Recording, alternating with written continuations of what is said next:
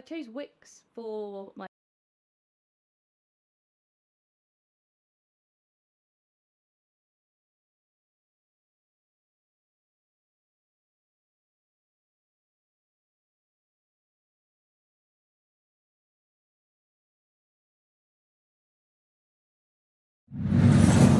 Solo.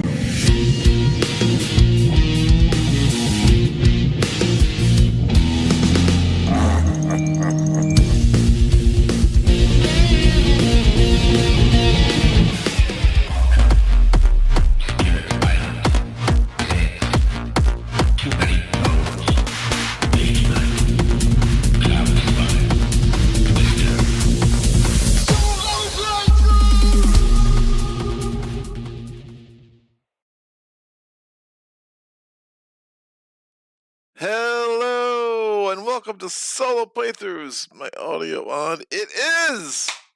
Why is the camera so high? Stuff I should have done off camera. All right, sorry. We're getting there. Boop.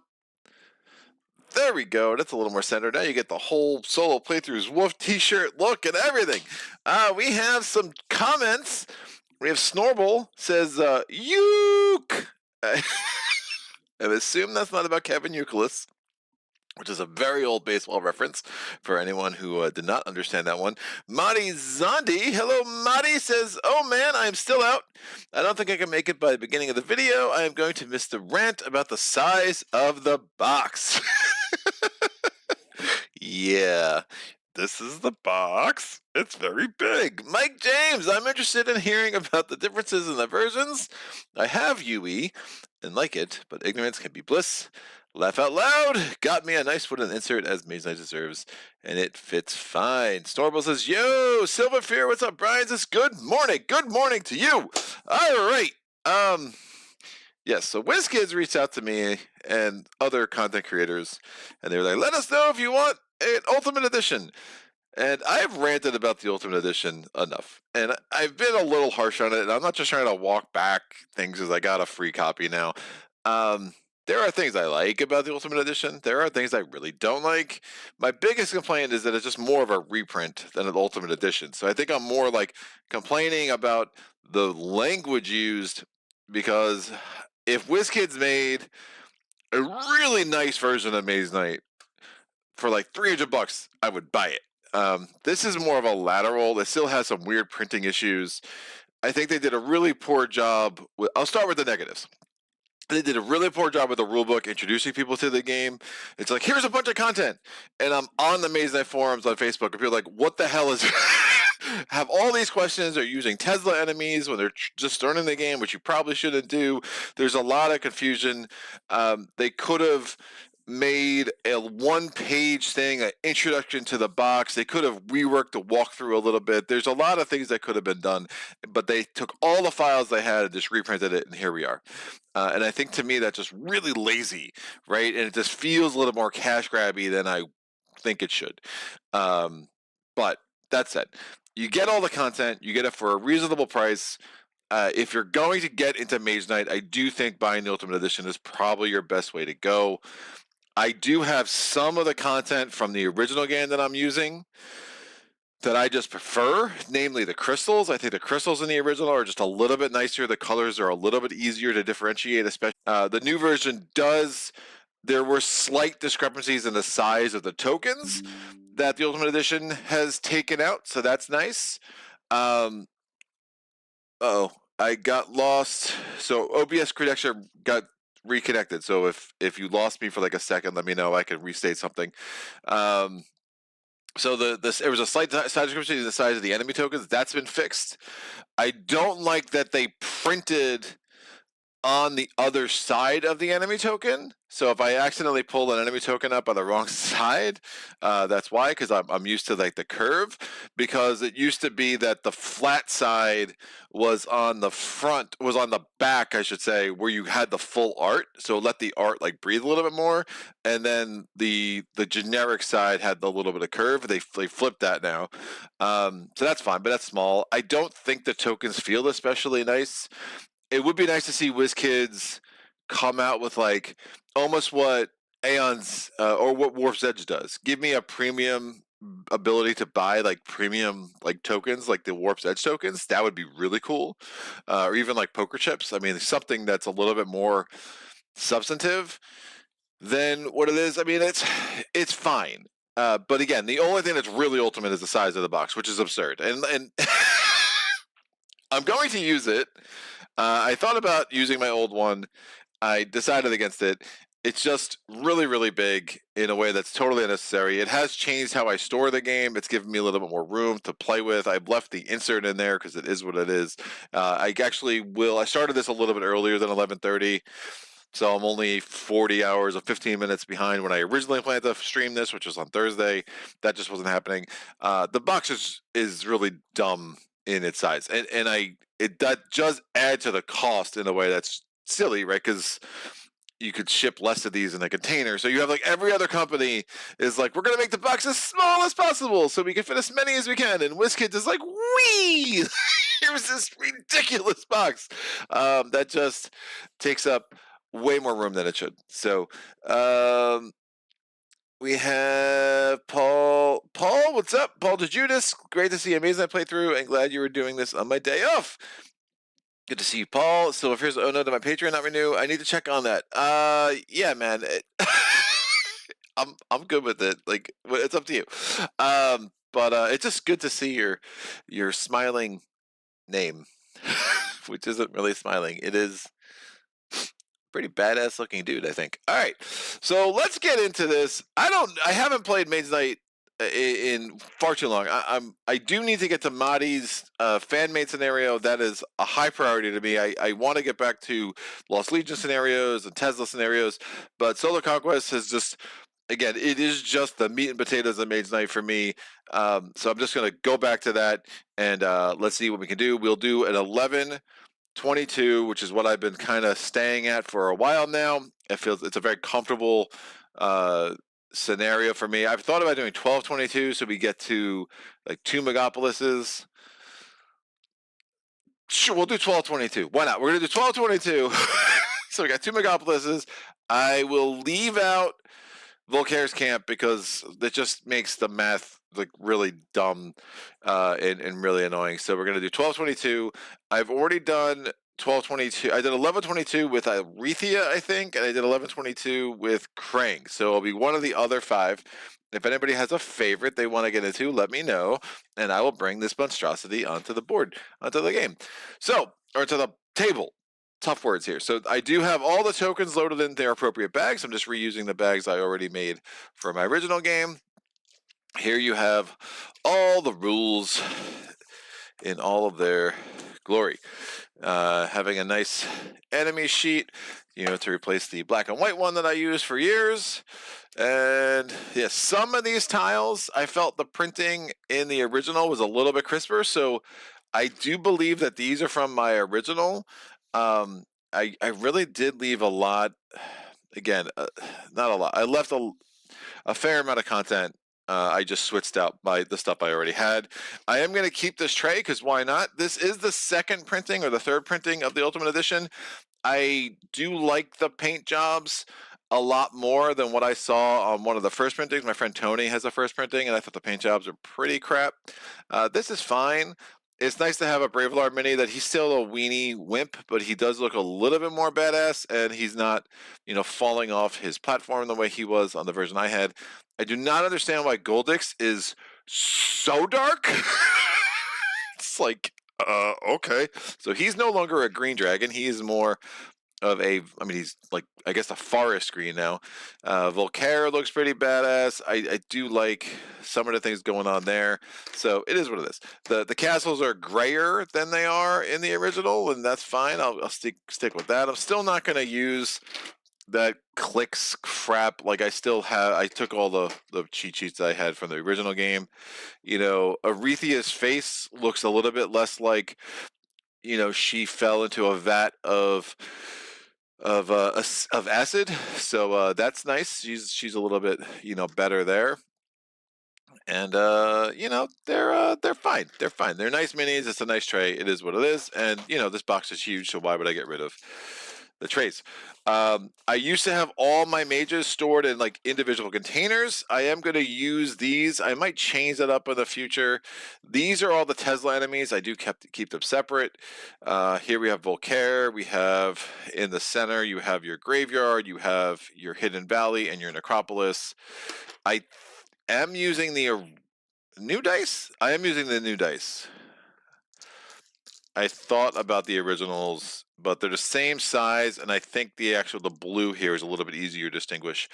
So I'm using the originals there. We have this little thing where you can put all the turn order tokens.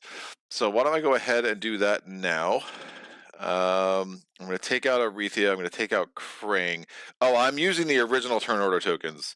The new ones were just, the coloring was really weird in a way I did not like. So taking out Arethea, taking out Krang, I'm going to roll a d5. And we have Bravelar, Goldix, Norwas, Tovak, and Wolfhawk. I rolled a 4. Tovak it is. All right, so these come away. I need a dummy player. We'll roll again for that. So I added Krang and Arethea to the end. I rolled a 2. The dummy player is going to be Goldix. So going from some OGs here. Put these back here.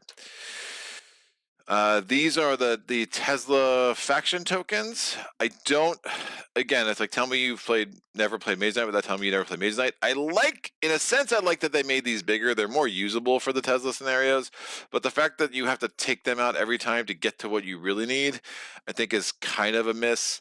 It's a minor gripe, but it's like, dude, why putting components that I don't use very often on top of components that I'm going to use every game is a little bit dumb.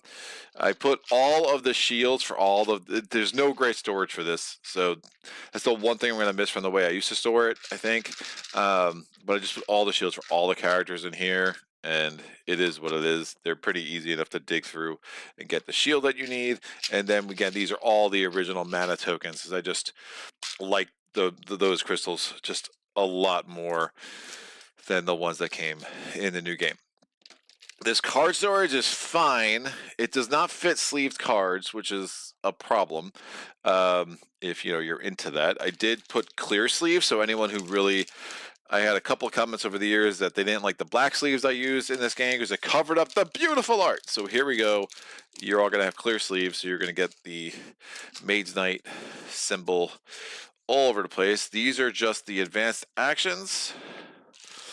And in this bag, I have, these are just wounds. In this bag, I should probably get a slightly bigger bag for the wounds. Great, so I'll put the wounds off camera to the left. I'm going to take out Tovak. I'm going to take out Goldix. God, he's so dark. And we'll leave this tray over here for when I need the castles. And I'm going to need all 4 castles. So actually, why don't I just take the castles out now? Because we're going to do a 12-22, at least in theory. That's going to be quite the challenge. All right. What else do I have in here? So I have the mages. How did I store this? How did I do this? Turn to the Solo playthroughs. Watch Greg figure out how we stored a new game. Which is just like the old game. All right, here are the city cards. Full care stuff. Cooperative skills. All right, great. So Arethea. We'll get Goldix's deck. Now I used to store, in fairness, I used to store this all in the original box, but then I have a card box on the side too. So it wasn't like I had it all in one box. So getting this all in one box is slightly helpful. And the way I store my mages, I have the mage and I have their skill cheat card. I don't love what they did with the location cards. The fact that there's like a million of them now, because instead of having them double-sided, they decided to, have a different card for every location type, and that's a little obnoxious. It's just a lot of helper cards. So what I did is actually just sleeve them in a way that they're basically double-sided again, in a way that makes sense. Okay, we don't need discard from Arethia or Wolfhawk. So here's our spells. Here are our units. Here's the other units. Look at me, my first unboxing video. Why don't you do unboxing videos? Because I find them dumb. Sorry. And I'm like, look, Anna Smith's like a friend of mine. He loves them. I get it. It's easy content. People love them. I don't get it. And then what I did is all of the skill cards that have the competitive spells, the competitive skills, I just didn't bother sleeving them. They're just going to stay off to the side. And then here's all the cheat sheets with the various locations. And again, I double-sided most of them because it just made no sense not to. Because I did not need a million cards. So here's all our skills. The various competitive skills I just left off to one side, so that will help, get us set up a little bit quicker. And then, so here's Gold Elixir skills. I put them in alphabetical order, so they'll be easy enough. And the colors are different enough that they're pretty easy to see from the top, which I appreciate. So these are Gold Elixir skills. These are Tovak skills with one of Wolfhawk's. Get back in there. And then the last thing we're going to need is, again, I have the command tokens in alphabetical order over here. So we just got to grab Tovaks, Norwas. Yeah, this is a little unnecessarily big, so these are going to be hard to keep standing up. Come on. My fingers are failing me. We're going to get there, I promise. Oh, that's the game. We succeeded. Excellent. All right, we're done with that. So that's all we need from the box. We can put this aside. This giant, ridiculous box. I did keep a lot of my printouts for FAQs, and then here's Mahdi's fan-made scenario. Then I have the rules for Return of Apocalypse, which again was a fan-made scenario by Dursu. Recommend checking that out, seeing some of my playthroughs of that if you haven't already. I'm just going to dump these mana tokens and separate the blacks and the golds from the rest, because I just like doing that. All right, here we go. All right, let's shuffle up a bunch of things. Turn on Soul Playthroughs and watch Greg shuffle. Jonas, go Mage Knight. Sadly, I had to sell my copy, but still fun memories. Snorbill says, are they going to make some new Mage Knight content anytime? Probably not. I mean, the whole group, look, Vlada's not there anymore. I just wouldn't really trust WizKids to do it without, like, Vlada or Paul. And who's the third guy? Phil Pettifour. So I don't know. It is what it is. I mean, I'm definitely one of those people. Like, there's so much fan-made content on Mage Knight. If you want content, it's out there. And I don't know. I find games, at some point, they get to content bloat for me. I mean, Spirit Island is rapidly getting there if it's not there already. I am looking forward to the new Dahan-centric expansion that's going to come out, but it's like, I don't need, like, I mean, Nature Incarnate's fine. It's so much content. So I really don't want Mage Knight to get there.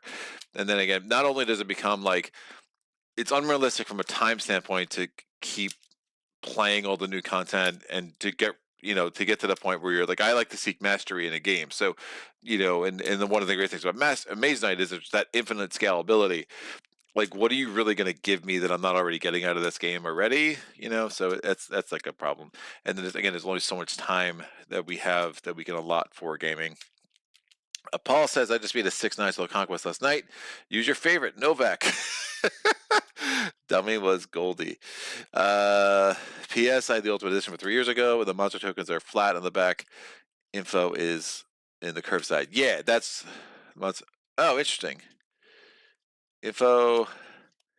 That's what I like, where the art of the monster is not on the curve side, because that's just what I'm used to, and I just think it lets the enemy really breathe. Like, some of the enemies with the bigger art, they kind of get cut off by the way they curved out those edges.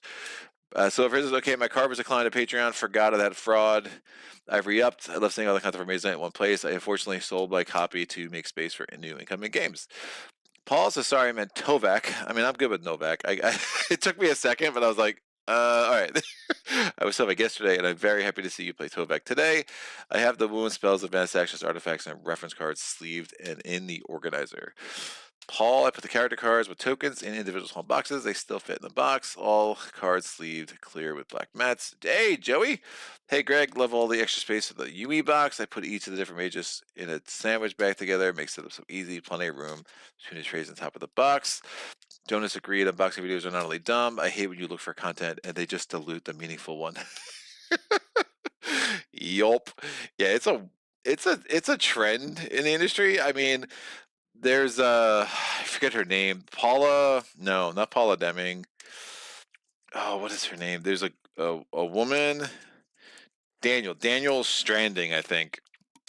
She did a TikTok where so she's like one of the big board games personalities, content creators on TikTok, and she did a video where she just basically mocked unboxings, and if you could find it, it is hilarious. I mean, she just like I can't even do it justice, man. She's very, very funny. If you're interested in like just funny, good, short board game content, I think you can't do much better than what you get from Danielle. So, all right, we're gonna put the these units over there. Looking at the art, popping. It's so nice. I mean, like the blue and the green was a clean look, but this is nice. I remember I had to do that because the print differences in the Darius expansions made it so that you could kind of tell what was Lost Legion and what wasn't. And most games that wouldn't have mattered, but it is what it is. All right, so we have our skills. Yeah, I mean, if you gave me a way to get premium tokens for all of this stuff, it's probably worth it. I mean, I've seen a bunch of different things on Etsy. I don't know if I've seen like a premium token pack for Mage Knight on Etsy. That might be something I'd be really interested in getting. I'm also interested in getting there's a fan made character, you Margle or Mark, I don't know, something. It's like the YMRGH, and there used to be a shop on Etsy that you could buy like the mini and the toe. Everything was printed. I don't really want to get into like print and play stuff. I'm not, I don't know. It is what it is. But if I could buy someone who could do a really good job with it, I would definitely be interested in buying it. But unfortunately, it seems like that shop is no longer offering that product. So if that changes, I might get an 8th mage at some point. Would be interesting. I've heard a lot of good things about your whatever the heck his name is over the years. All right, Tovak, we're going to shuffle up our D deck.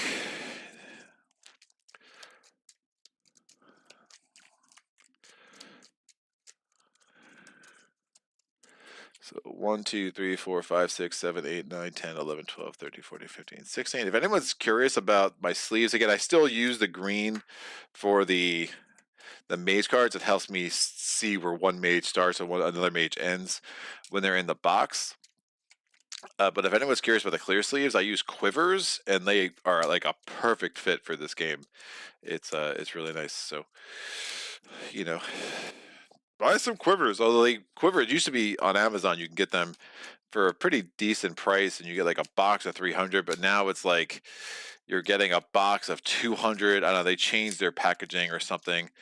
But still the same sleeves if you are in the market for some sleeves. Now, I don't think these are shuffled at all, right? They look mixed up enough for good. Brian says Danielle is amazing. Yeah, she's very, very funny. Very, very funny. Her like husband's like in a lot of her videos, and she does like a lot of Chip Theory game stuff, and she'll talk games of the year. She's definitely an omni gamer. She has a wide variety of games that she likes. So party games and some crazy off the wall stuff. She just makes really good short content with it all. So she's again highly recommended for sure. I am blowing up. All right.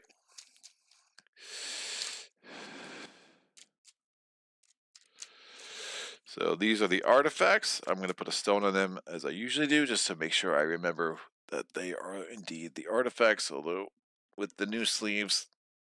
All right. When you get a new game and it's not like packed in yet, and the cards like have like a lift after you put sleeves on them. That's what's happening right now. Let you in to my nightmares. All right, 3, 4, 5, 6, 7, 8, 9, 10. So we start at level 1. My voice is cracked because puberty is a bitch. I'll get there one day, folks. Hold on one sec.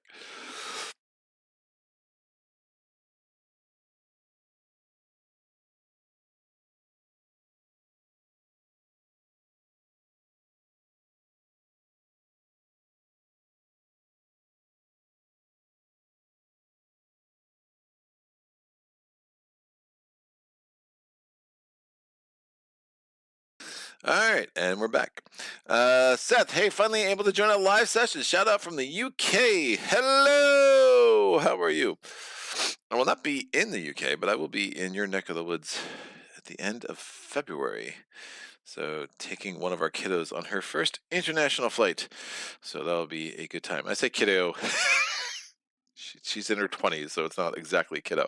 All right. She's always my kiddo. Boo-doo-doo. So shuffling up the dummy deck.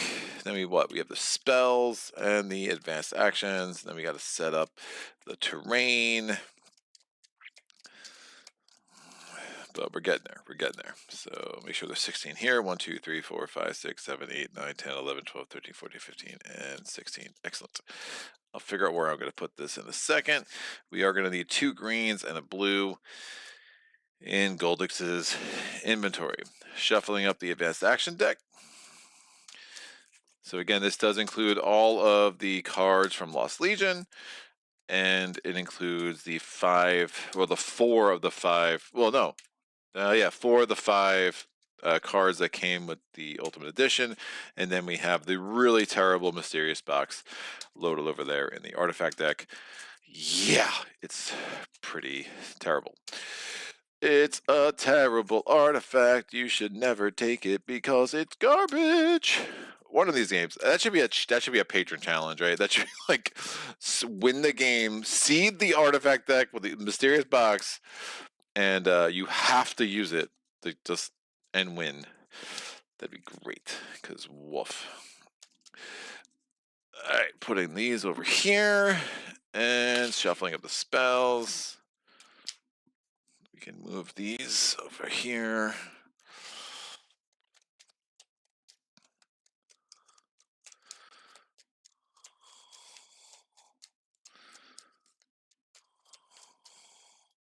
It's funny, when I was getting this set up, I somehow put a Mage Tower. No, it was a keep token in the city bag, and I spent no less than 3 hours looking for. I was like, I know it was here. I'm like going all over. I'm on the floor picking up rugs, looking under couches, and then I was like, let me check all the other bags. And yeah, somehow I had snuck in a token into a bag I wasn't supposed to be in. It's like, ugh.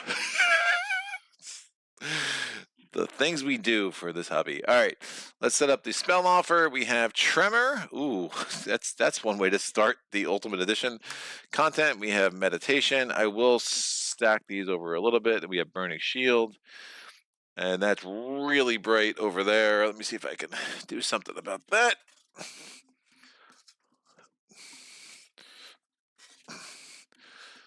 How's this going to work?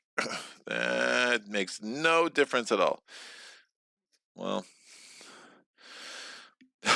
we'll put it up anyway. So hopefully that will get better as more content gets on the playing service. Then we have Pure Magic, Steady Tempo. Oh, 3 blue cards. Clearly did an amazing job shuffling. That's going to go there. We'll have the dummy player here with the deck here. And that will be fine. Move this down, give us maximum space for our little surface here. So, Solo Conquest is going to be 2 core non-city tiles, 2 core city tiles. We are going to take out Volcair's Camp because at this level it's just not very fun. Yeah, like, I mean, if you can give me terrain that wasn't, you know, give me terrain that like, I don't know. I guess you wouldn't want neoprene mats for all those things, but like the cardboard feel, like give me like that's. I think that's what I want from an Ultimate Edition. Just everything to be like a nice, you know, epoxy or acrylic, right?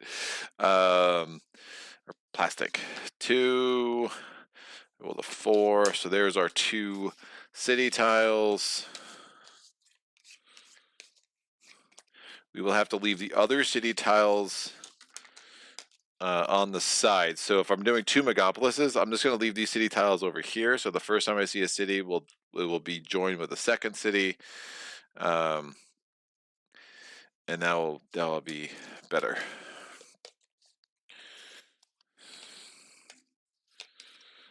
All right, we're going to get number 2 and number 1. Shuffle these up so I don't know which is which. And then we'll randomize these. So 4, 6, 3. This will go on top. So core tiles on the bottom. Then we need 7 of the countryside tiles.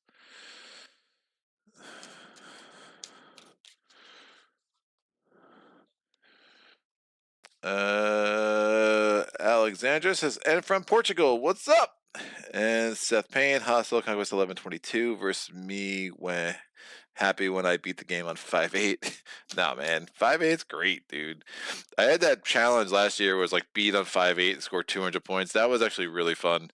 So it's a different game. It's a very different game, and in some ways, one of the things I like about the lower levels is that it gives you a lot more flexibility in what kind of cards you can take, what kind of strategy you can try, so you can really explore some facets of the game that when you're playing at 1122, it's like, well, you're playing 1122, like I need to get Tremor. Like it is what it is. There are certain cards, there are certain artifacts that invariably are going to be not helpful. They're going to be like requirements to win a game at these like kind of nosebleed levels. And you know, it's just one of the things that again, this is why this is the best solo game out there, because you have that infinite scalability, and you could try all sorts of crazy challenges without really having to modify too much about the rule set of the game, because it's in the rule set of the game. It's, you know, it's like built in. So games where it's like, you know, they don't have that infinite scalability and it's up to you to try to figure out a way to make it harder, like those games don't last in my collection very long. And that was my problem with like Return to Dark Tower and other games where I'm like, game is just not a challenge, and the rule structure as written was just really broken. So taking the top 7 countryside tiles off the stack here, that's 7, and that is our terrain deck. We're going to put 2 tiles on the board. I would like a mage tower. Oh, ask and you shall receive. Excellent. So we're going to put our first ever ultimate tokens on the board. Thanks, WizKids, for this special moment. All right, we're going to go ahead. I'm going to... So that's the art. Yes, look at me. So we have an illusion. Wow, an orc summoner. That's one way to start this beast. And then we're gonna put this face down. So I need the non-curve side. That goes there. And we're gonna do this over here. Non-curve side. I do wish these were flipped in a way, because then I can go to the village, get a bigger hand, because I am going to want to siege this mage tower. Non-curve side, face up. Here we go. Alrighty then. We're going to well, we get our unit offer. We get the herbalists. We get the where's Sagitt? We get the scouts, and we get the shock troops. Oh, they are not recruitable in the mage tower. I do love me some shock troops. I'm going to draw my opening hand. We have stamina. We have concentration, instinct, swiftness, and mana draw. We're going to take I was like, what am I not doing? I have to roll 3 dice. In the offer, we get a black, a white, and a green. That's not a great offer. Goldix's self will come over here. This will go here. Nope, this will go here. Oh, Tovi.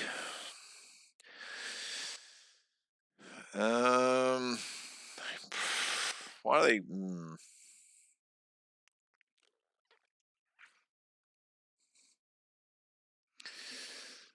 Really interested to see what's in here. That's 8 movement just to get into that swamp, though, so that's a little gross.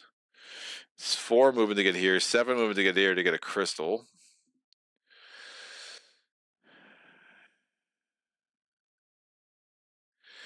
The problem with this village, it's 4 movement to get there. I don't have, I mean, I can use instinct for influence, but again, instinct is the, it's fine. It's a slightly better version of improvisation. I do think it is one of the weaker special cards in the game in a way that I don't love.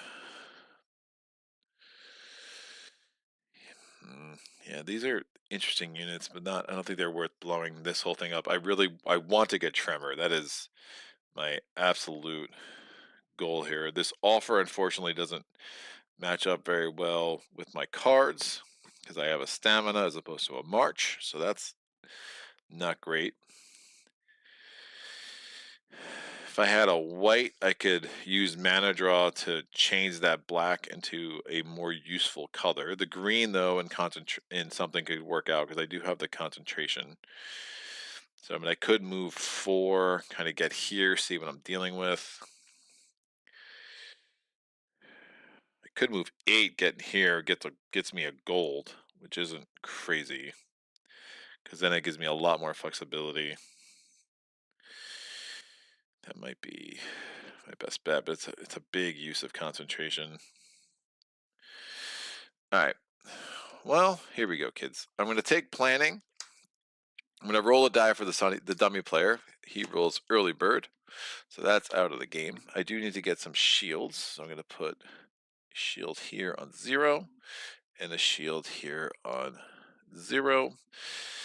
And we are going to have Goldix go first. So if I can siege this, get Tremor, and then kill this dude, that would be super helpful. All right, so Goldix is going first, so that's in the right order. Goldix is flipping over 3 cards. It's a green, it's a red, it's a red. No red crystals in Goldix's inventory, so we still have 13 cards there. My turn. I'm going to use concentration with stamina. That moves 6. This is move 8. Whoop. That gets me into the swamp because it's 3 to get into the forest, and then another 5 to get into the swamp. When I end there, this reveals it is the Magic Familiars. So that's an interesting state of affairs. I don't see how I'm getting 7 ranged attack, but if I block one of those, take 3 wounds, I still have a Tranquility in my deck, so that'll be fine. I'm going to end my turn there. I'm going to roll this die. It is black. Oh, gotta be kidding me. That's gross. So, new dice, same results. I'm going to draw to my hand limit, which is 5, and then planning will triggers. I did have 2 cards that will get me up to a 6th card because of planning. I think I'm going to have 1 turn here just to kind of re-augment this thing. And I don't have I guess I have a block card if I really needed it. I will start my next turn with a gold.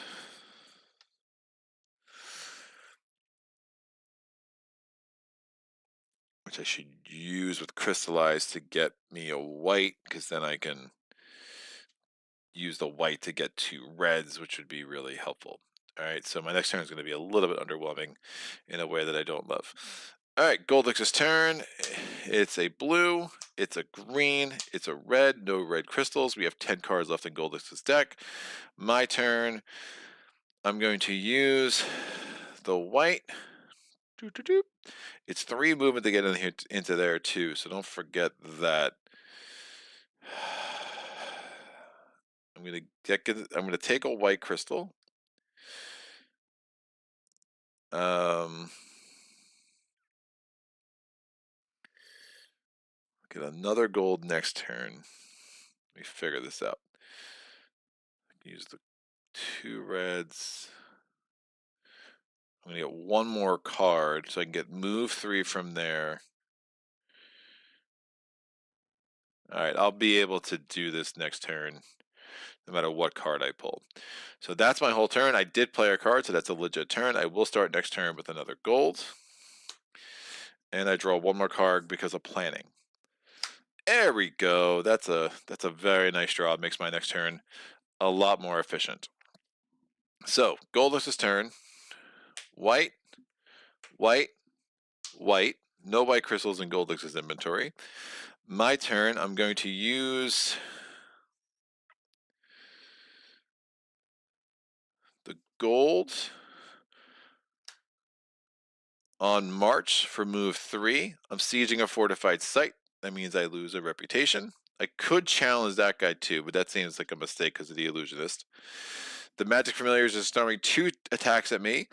I'm not going to defeat him in the ranged or siege attack phase, so I need to deal with the attacks. I'm going to use cold toughness for block 3. The other one I'm not blocking, which means I'm going to get 3 wounds. So 1, 2, oops, and 3. Again, my hand limit's 5, so I don't get knocked out.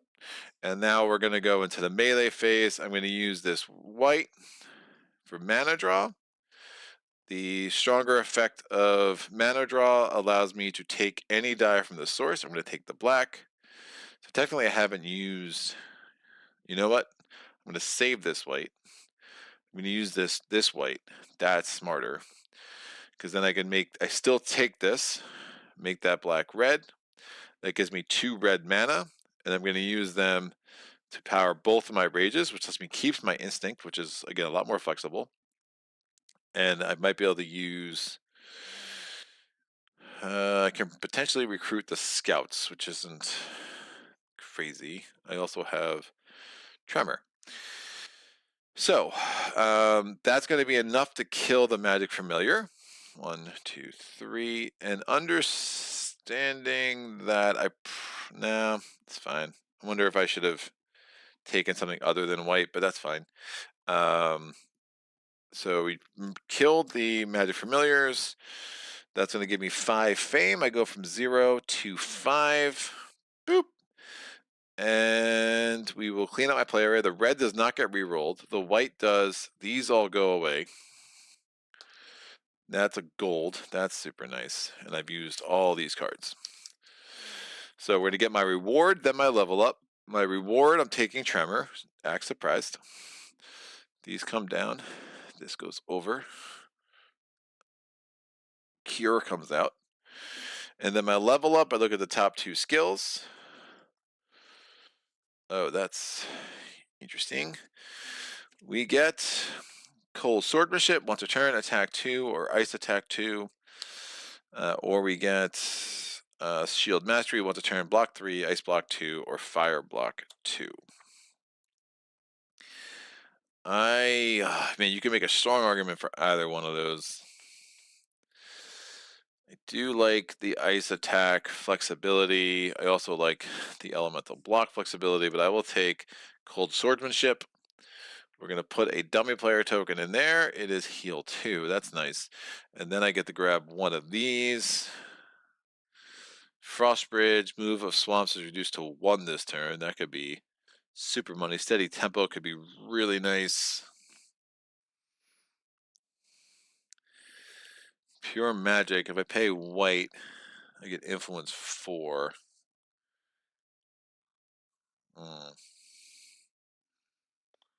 I have the white. That's very mana intensive, which is my problem with it.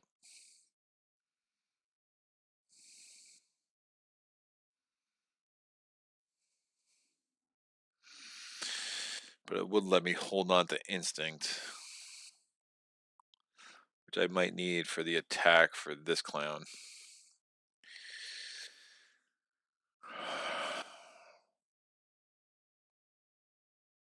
What was Tremor again? Target enemy gets armor -3.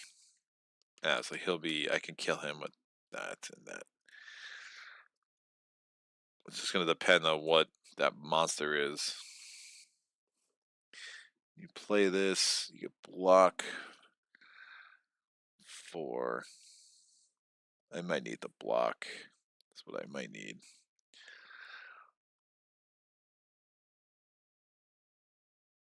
Steady tempo is usually something I prefer. It's a really good way to get a lot of movement. This is 2 mana intensive. All right, we're going to take steady tempo. This goes here. Intimidate. Excellent.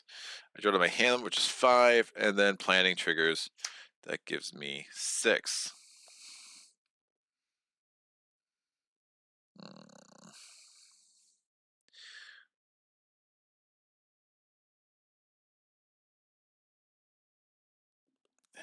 Yeah, if I use this for influence, get the scouts, they'll give me a move.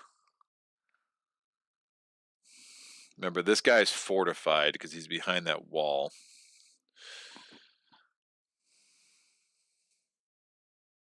I think that's fine. Gold looks his turn. Blue, green, blue, one more. So 3 cards left here. My turn. The other option would have been to try to get another spell. So he's declaring, I have a turn, he's going to go, I'll have a turn, he's declaring end of round. So I have 3 turns left. I do have a tranquility in here, so I do want to heal 2. I also want to murder him, but that's going to be slightly problematic. Oh. Oh, that's sick. It's no longer problematic. All right, we're going to do this. I'm going to spend this red. That's going to give me 4 influence. My modifier is a 0, so I can get the scouts. My first unit. Where is Saget? He should be rejoicing wherever the heck he is. That is that, and then I will hold on to steady tempo. I'm going to re-roll this. That's a green. That's a great color for me. I draw 1 card. It is Tranquility. Most excellent. Gold looks his turn. 1, 2, 3. He's going to declare end of round next turn. So I would like to get to these 5 more cards if I can. My turn. I'm going to use the green. Oh, that's crappy. Maybe I just heal 2. 2. Yeah, this white mana was not the right mana to take. That's jammed up a little bit of my round, which is fine. I should have realized that as I was doing it. But it will come in handy later. All right, so we're going to use the green to do Tremor. And we're going to target that enemy. So the Orc Summoner has armor -3. And then we're going to use the Scouts with Siege Attack 1, which kills the Orc Summoner before they summon. So that was pretty strong. We get 4 fame from that. We go from 5 to 9. That was my action for the turn. I didn't really have a move ability. It is going to give me a level up. So we're going to add another command token. And I guess the question is, do I use the Tranquility now and just heal 1? Or do I wait? I have a gold out there for a heal 2. I have only 1 more turn. I'm trying to think what I didn't get. I didn't get Threaten. I didn't get Promise. And I have like a move card or 2.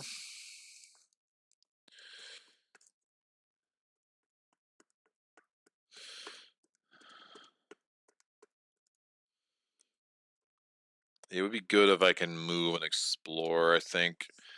But even that might not be possible. So maybe I just don't explore. My armor's now 3. Yeah, that's fine. I just won't explore this round, and I just won't use steady tempo either, which is okay with. Which I am okay with. All right, March.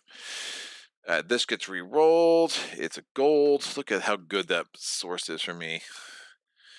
And the gold declares end of round. My turn. I'm going to play Tranquility. Power it with a gold to heal 2, so I only have 1 wound left going into the next round. And then I have move 4. With the move 4, I will move cross this wall and just get there. I think that'll be better. Than I could do explore, and do a bunch of other stuff. All right. Great. Rolling that die. It's blue. I think it made sense to get that wound out. So the cards I didn't get to were 2 influence cards, 1 swiftness, and a stamina. But overall, I'm pretty happy with how that round played out. Tremor was very, very effective along with the scout, so that was pretty cool for that to come together. Bam, we have Cold Swordsmanship. I'm going to shuffle my deck and get ready for the next round. Da, da, da. Oh my gosh, what is happening?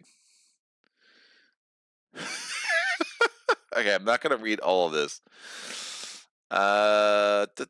Arcady says, and from Belgium, Arcady, infinite replayability, which is the infinite replayability is what makes Spirit Island so great. Drew just joined the Patreon. Thanks for all the great content and insights into these games. Thank you, Drew. Welcome to the team. Paul, my early Ultimate Edition does have the monster tokens like yours. Sorry, I misunderstood. Oh, you're good. Mike James, Mike Owens, good morning. Arcady, Mike Owens. I still haven't beaten this game, but admittedly I haven't played it in months. I still actually considered selling my copy, but I want to give it another shot before I do. Yeah, Mike, give it another shot. Heresy detected. I said it was blasphemy. Arcady says a witch. I really don't enjoy the components of, or even the setting, but the gameplay is phenomenal for a solo game. Mike James, I'm with Greg. I want a $300 version with acrylic tokens and such. I spent a lot of money on this forever game. Oh yeah, the rules are so horrible. Yeah, the rules are just tiny. Like there's a lot. They're dense. They work for my brain in a way. Like I've never understood the complaints against the rulebook in this game, but I can like I I can see it's a lot, right? So I can appreciate it's a lot, but I also like they're very clear for what they are. The walkthrough, I think, throws people off in a sense because it introduces some terms like depleted that really I just don't think are very helpful. But overall, if you actually could sit down and force yourself to take line by line by line, the rulebook like is actually fairly good. Some of the choices of where they put certain content, I think, could have been a little bit better, but overall, I've read a lot about bad rule books, and I've never considered Mage Knight one of them. I've upgraded the crystals. That's good. Shield Mastery. Mike James, I could totally see that. Ta-da, Mike Owens. I did see the novel Paul. Tremor reduced the illusions to 1. The siege attack. There you go. Paul saw it like probably an hour before I did. Mike tried the game and lived happily ever after. At the end, it's like 4 a.m. in Australia. I think Sajid is asleep. I mean, very possible. We'll see. And then Urban Druid. I don't think Saj is in Australia. So he's I think he might be in Austria. He's in one of those countries over there. I'm sorry for my ignorance. And then Urban, I made up some great proxy minis for Mage Knight on Hero Forge, pimped out the scenery with 3D prints as well, but I actually prefer it without. Yeah, I've seen the 3D stuff and it looks really cool. I just think it's not very practical for gameplay, so I've been always hesitant to invest in some of those things. But alrighty then, we got through that. Thank you for all of the vibrant chat on this Saturday morning or evening, wherever the heck you are. And we're going to get rid of these 2 regular units. We're going to replace it with 3 new ones. We have the Utum Swordsman, the Peasants, and the Illusionists. We're going to roll these 3 dice. It would have been an argument to stay on the Maze Tower in case I get a unit opportunity, like the Illusionists wouldn't have been the craziest things to recruit. I did roll a blue, a red, and a white, so that is a nice little roll there. And we're going to add a blue to Goldix's deck. We're going to add a green crystal to their inventory. These two are cycled out. The new spell that comes in is the Wings of Wind, Wings of Night. That was by far my favorite card for a long time until I started using the Lost Legion content and realized that that was a very seriously nerfed card, but it also was very badly in need of nerfing. So it made sense. For those who don't know, the original Wings of Night, you would actually skip the entire block, the attack and block phase. And it was really nuts. And now the new one is you have to spend points of movement, and then you could skip certain enemies from attacking you, which is a lot more reasonable from a game perspective. So, it is funny that the first unit to be very useful for me with the Ultimate Edition is the Scouts, who I have long derided as one of the worst units in the game. I stand corrected. You have proven yourself mighty among all the units in the world. So we're going to have Goldust's deck here. We're going to put a shield on top of this, which I did forget to do, indicating we have conquered that mage tower. We're going to draw to our hand limit, which is 5, so concentration. The last wound in my deck, figures. Instinct, Tremor, of course, and I guarantee my Tranquility is like shuffled to the bottom of my deck too. And we have, and there's no Magical Glade of which to speak, so this is not a great. Well, I have movement with Instinct, and I could use Concent. I don't have a green, but I do have movement with Instinct, and I can get 2 more movement with the Scouts. So maybe not the worst. I would have liked Steady Tempo. I would have liked Tranquility if I was going to get the wound, but alas, here we are. And honestly, it might not be crazy to use Preparation to get that Steady Tempo. I would use Long Night, but that wound is going to really slow me up. Don't want to use Mana Surge. I'm probably going to use Sparing Power next round. I hate burning Preparation, but just to get rid of that wound would really open up the rest of my round. I don't trust my shuffle here.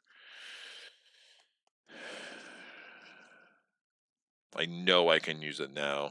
And again, I'm pretty block heavy. So I'm going to take Preparation. I'm going to roll.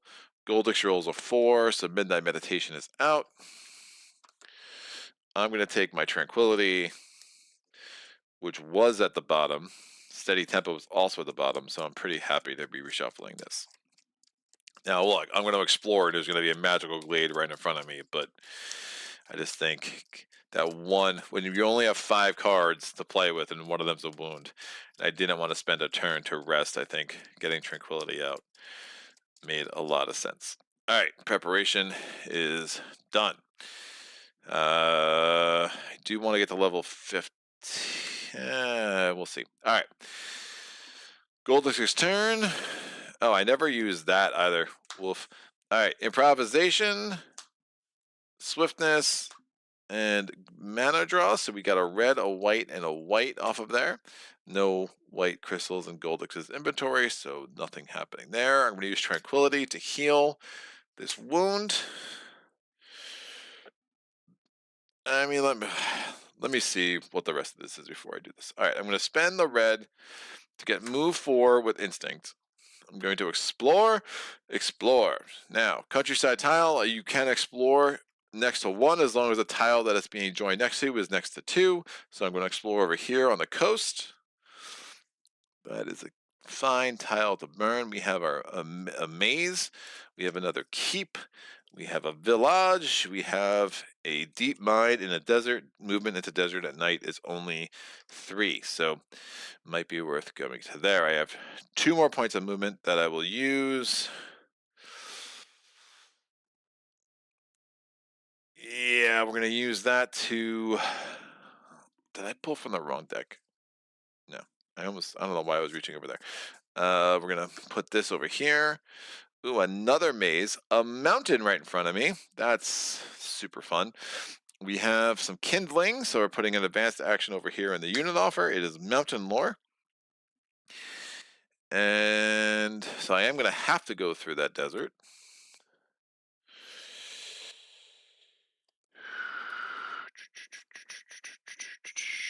Am I going to care about concentration that much? Probably not. All right. I do want to keep this moving. I'm going to use the Scouts move 2. Cold toughness or concentration. Cold toughness is probably too good because I could block whatever comes out in the monastery. Unless it has arcane immunity, which of course it will. I'm going to use concentration sideways. So I had move 4 from there, which I explored. I have another move 2 from the Scouts. And then I'm going to use concentration sideways for move 3. That gets me into the desert. And then I'm going to use tranquility to heal 1. So it's a little aggressive use of concentration there and the Scouts. But remember, I can't use the Scouts against the unit in the monastery anyway, and now this gets me another crystal, so I just felt that was worth it. So I will take a red crystal. I can take a red or a white, and then we're going to clean up my play area. So I re-roll that green, that red. It becomes a gold because of course it does. I'm going to draw to my hand limit, which is 5. So not having planning now, so the first time I'm going to have to make 5 cards work. Again, one of the reasons I really wanted to get that wound out of my hand. What can I recruit in a monastery? Just the illusionists. It's going to be hard to do because they are very expensive. I get 4. Yeah, I don't think that's happening. I think we're just going to murder. Going for murder. I don't have a green for tremor, which is a problem.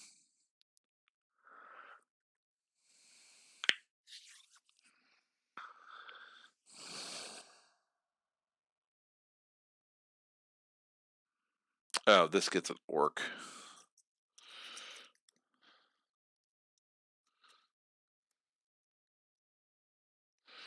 Orc is going to be face up. It is the skirmishers.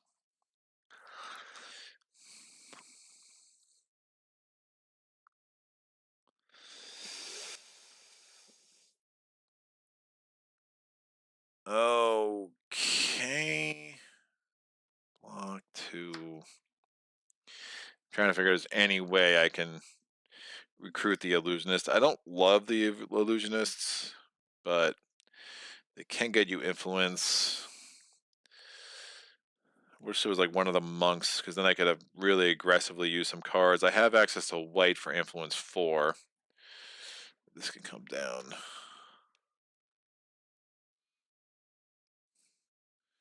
But I would need to get a pretty magical pull to make the illusionist worth it. I mean, the ultimate swordsmen are great. I'll probably reveal another tile here.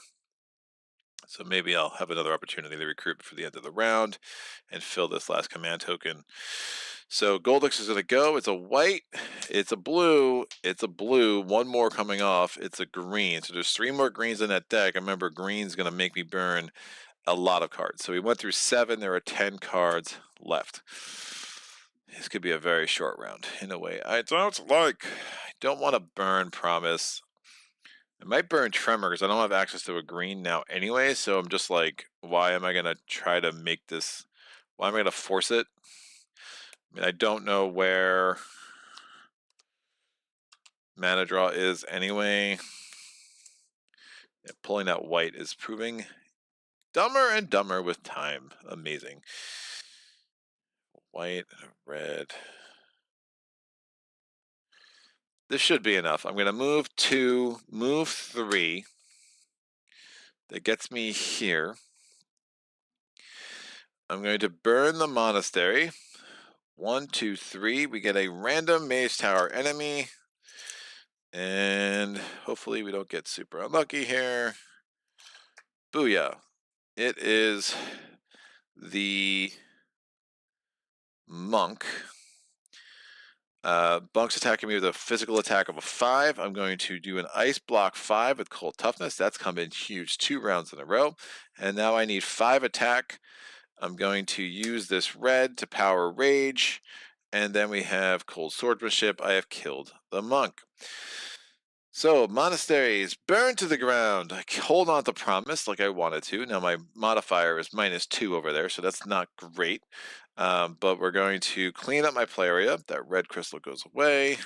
That becomes a white, so lots of whites in the inventory, or in the source. We get 4 fame. That gets me from 9 to 13. We get my reward, which is an artifact. The Bow of Stars Dawn. And endless gem pouch. Yes, Bow of Stars Dawn. Bow of Stars Dawn says when you play this card, discard any amount of cards from your hand. You get range attack 2 for each card you discard this way. Fame +1 for each enemy you defeat in the current phase of combat. So it's a good artifact to get. And we'll put the endless gem pouch on the bottom. All right, draw to my hand limit, which is 5. So we have Promise. We have the Bow of Stars Dawn. We have a Rage. There we go. Of course, the blue is gone. And we have Mana Draw. I actually might use Mana Draw just to get a blue, just to get steady tempo, and put it back atop my D deck, because that getting a lot of movement right now could be extremely helpful. So, seeing the chat.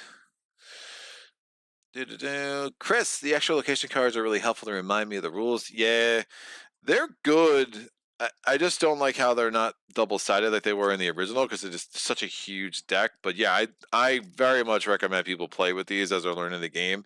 Again, for me, I put them in a sleeve in a way that made them double-sided again, because a lot of them are like thematically connected, like the dungeon and the tomb go together, right? The monster den and the spawning grounds go together, the village and the monastery go together. So it's not that hard to remember what's on the back of what. So it's only doing the single-sided. It's like I don't want a stack of 40 cards and I'm trying to go through to figure out what is what. The 215 here. Have to catch us later. What's up, Philip? How are you? Happy birthday. Belated. Happy New Year. All that stuff. Paul says, but you could have used the scouts to check what monster is guarding the monastery. Oh, could have. But, that red crystal came in handy. And again, this could be a very short round if I accidentally pull, or if I fumble into a green over here. So we'll see. Goldix's turn. It's a blue. It's a green. It's a blue. One more card coming off. So we have like a 33% shot that Goldix is going to go through the rest of their deck next turn, because they've only gone through 2 of their green cards. So if they hit a green, then I have exactly 3 turns left, including this. I am going to get a blue for steady tempo, because I think that makes the most sense. I'm going to play Mana Draw, use a white from the source, turn this gold into a blue, get 2 blue mana, and use the 1 mana on steady tempo. I'm using 2 movement to put out a countryside tile. Here. Interesting. We have a village. Another orc. I could kill this dude, but actually he's got siege attack, and he's just only 2 fame. He's really not worth the trouble. In my mind, do I want to get to the mage tower? I really wanted to keep over here. I could go try to recruit the peasants. Anyway, this orc is face up. Oh, it's another skirmishers. Oh, they're so lame. They're so lame. And it's night, so this thing won't even flip up.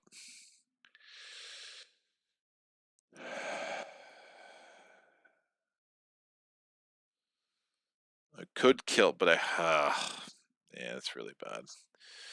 Not the things of hope and dreams. All right, this is going to be face down. I had it the wrong way. I promise I did not see it in full. I have 2 more movement, which is going to allow me to go here.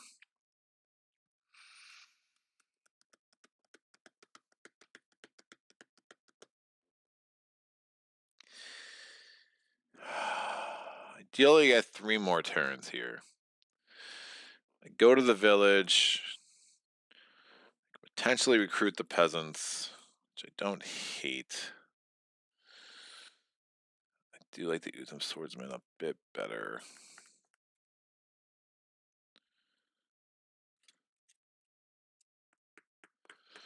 Just don't have a move card. I already had to use a scouts for movement. I had to use a couple of strong cards sideways for movement. So my move cards are buried here at the bottom. We do still have the Bow Stars on. I mean, the question is, do I want to defeat this guy, but then I'm going to be taking wounds, and again, it's only 2 fame. It would get me a reputation bump. Oh, speaking of which, I did not get a reputation when I defeated him. So I should be there, because it was -1, +1, -3. So that's actually correct. Makes hitting the scouts a little less annoying. Okay, I'm going to end there. We're going to put this back on top of my deed deck, because I can, because steady tempo is amazing. This comes here. The blue stays here. The yellow, wow. Oh, I was predicting the future. The yellow gets back into the source where it belongs. I draw 2 more cards. It's steady tempo, act surprised, and crystallize. That's kind of useless at this moment. Goldix goes, don't be a green. It's a green. Woof. So I have 2 more turns, including this one. I have a lot of cards still in my deed deck. So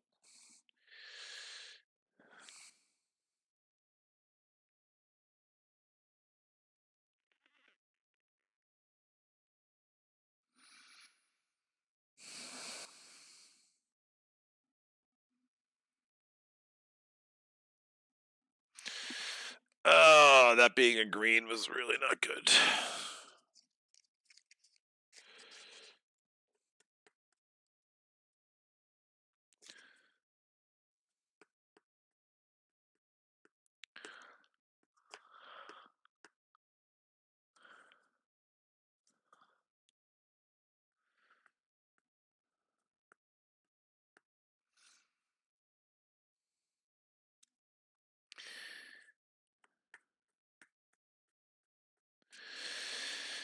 All right, I'm going to use steady tempo, move 4, 1, 2, explore here, 3, 4. Oh, kindling.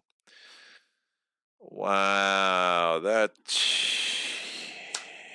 might change some things. We got a tomb over here. We got another advanced action here.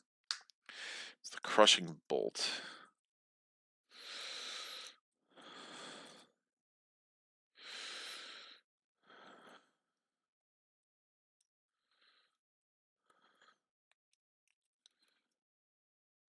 That's wild. This is face up.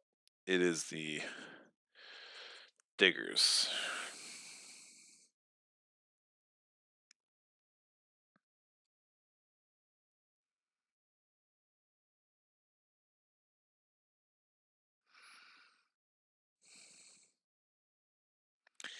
I'm going to take the peasants. I'm going to spend the white mana, crystallize sideways. That's influence 5. Remember, I needed the +1 for that, so that was important to remember that, because it was -1, +1, -3. And then I'm going to recruit the peasants who I can get in a village. And we're going to clean up my play area. That's black. Of course it is. So good I used Tremor. I never saw a green. I draw to my hand limit, which is 5. So a March, a Swiftness, and a Stamina. I'm going to pillage the village because I do plan on tormenting that keep this round. So we got a March and a Threaten. The other option is I could just kill whatever comes out of the Mage Tower, or out of the Monastery. Don't do the keep at all.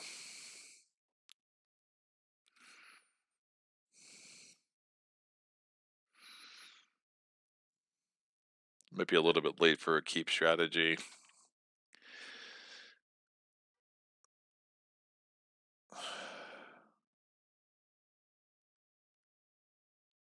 Recruiting is going to be real bad for a minute.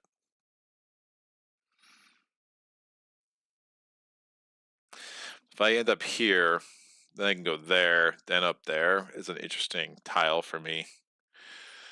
I can recruit, I can explore from there, get the last countryside tile, get a core tile on the board. That would give me some elite units by the second night.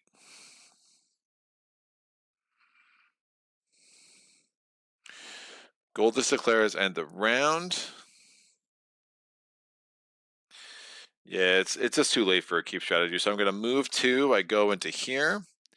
I'm going to pillage I'm going to destroy the monastery so I get down to X, so I cannot interact for a moment.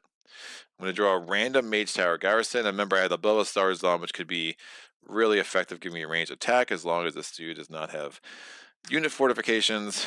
Excellent. So this is a Ice Mage.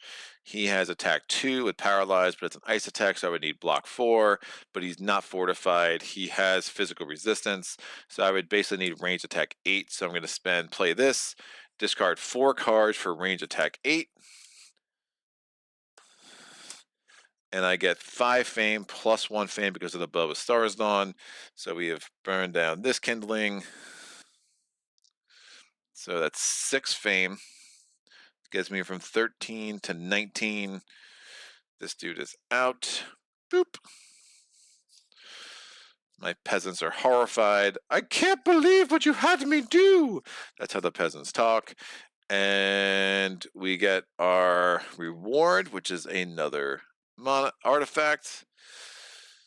Ooh, the Shield of the Fallen King or the Soul Harvester. I don't have a lot of attack in my deck yet. I did take this. But the Shield of the Fallen King could be super nice.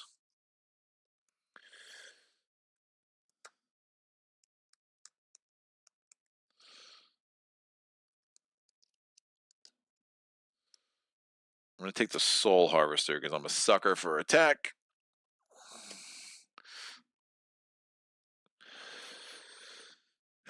And then we're going to level up. I look at my next 2 skills. Ooh, motivation. Thank you very much. This goes away. Add 1 of Goldix's skills. It is Universal Magic, Universal Power, which can be very, very strong. And then I grab a card from here. I have no elemental attack. I do like Intimidate, but my reputation is being absolutely walloped, and I should care about that a little bit. I will take Ice Bolts. I draw on my hand limit, which is 5, but the end of round has been declared, so we are done. Done. All right, these go up. I have some peasants and some scouts, kids. Some elite units over here.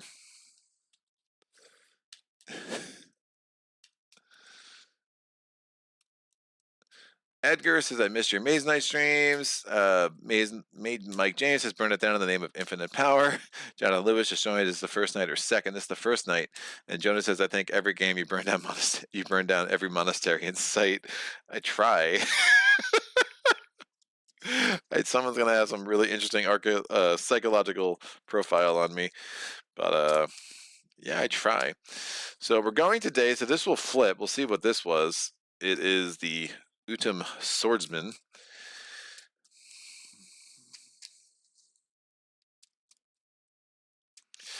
So we explored 4 tiles, burnt down 2 monasteries, recruited some peasants, and had a grand old time. What could have been better?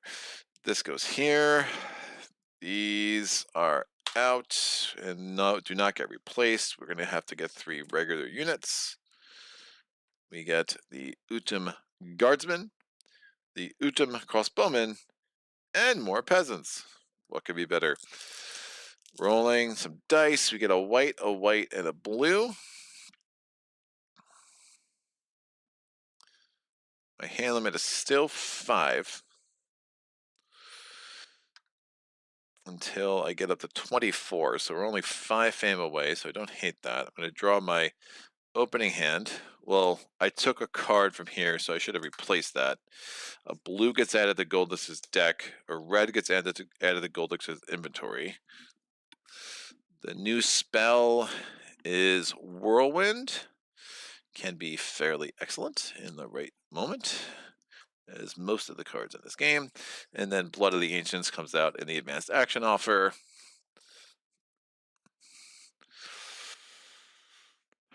I'll shuffle his deck. You should have 18 cards here. 1, 2, 3, 4, 5, 6, 7, 8, 9, 10, 11, 12, 13, 14, 15, 16, 17, and 18.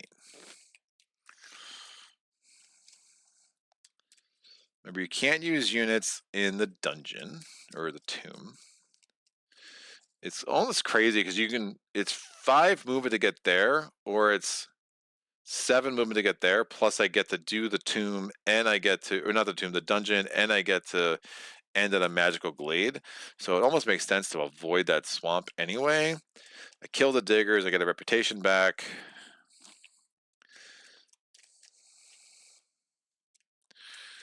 I might regret not doing this keep strategy at some point, but you know, it is what it is. It just wasn't really action efficient.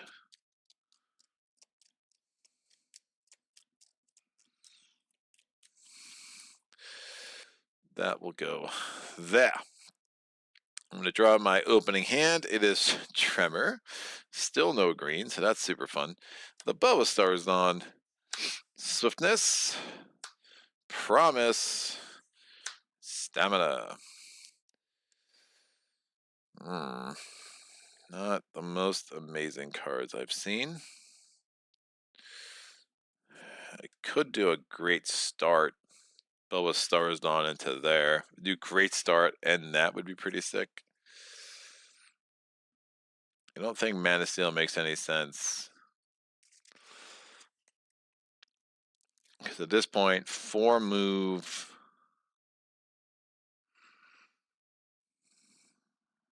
I mean, there's a chance. Well, I get 4 move just for my scouts, to be honest.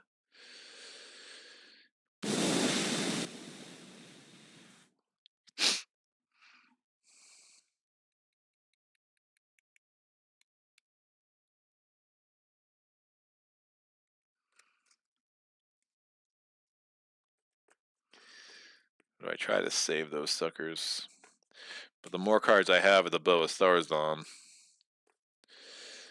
Remember, you have Medusa to worry about. You have the Wolf. I don't have any block. They're not fortified down there, so I'm going to great start this. So lets me draw 2 cards. I'm going to roll a die for Goldix. He rolls a 5. Already took that sucker. He rolls a 1. That's already out. He rolls a 6. That's nice. So Goldix is after me. I immediately draw 2 cards. I get mana draw and threaten. Oh, this is setting up very nicely for Boa Stars on.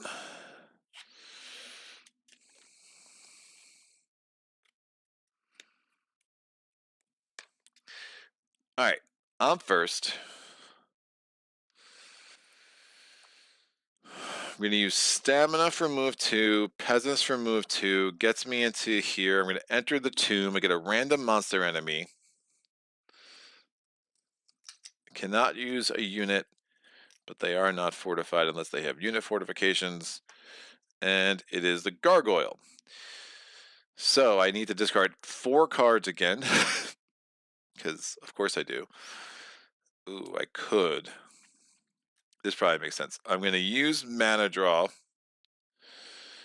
Power it with a white. Turn this other white to a green. I'm going to get 2 green mana. I'm going to use Tremor to reduce the armor of the Gargoyle by 3. Then I'm going to play Boa Stars on and discard Threaten. And that gives me attack 2, so that's fine. So he has 1 armor left. The range attack 2 is enough to defeat that, even with the physical resistance. So the Gargoyle is dead, plus I get an extra fame because I use the Boa Stars on, so that gives me 5 fame. That gets me up to 24, which is the level up I wanted. These go away. This green comes back, does not get re-rolled. The white gets re-rolled and becomes a red. These are all done. I have a swiftness and a promise still in my hand, and I still have access to the scouts. I leveled up. That's going to get me a card draw of 6 and a new command token, which is great. I get my reward. Before I forget that, I roll a mana die. It's a basic color, which means I get a third artifact. Artifact in it, baby.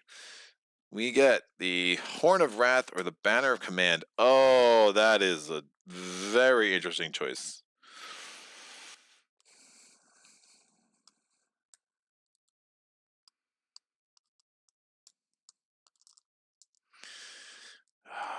It's so interesting. Oh, those are like my 2 favorite cards.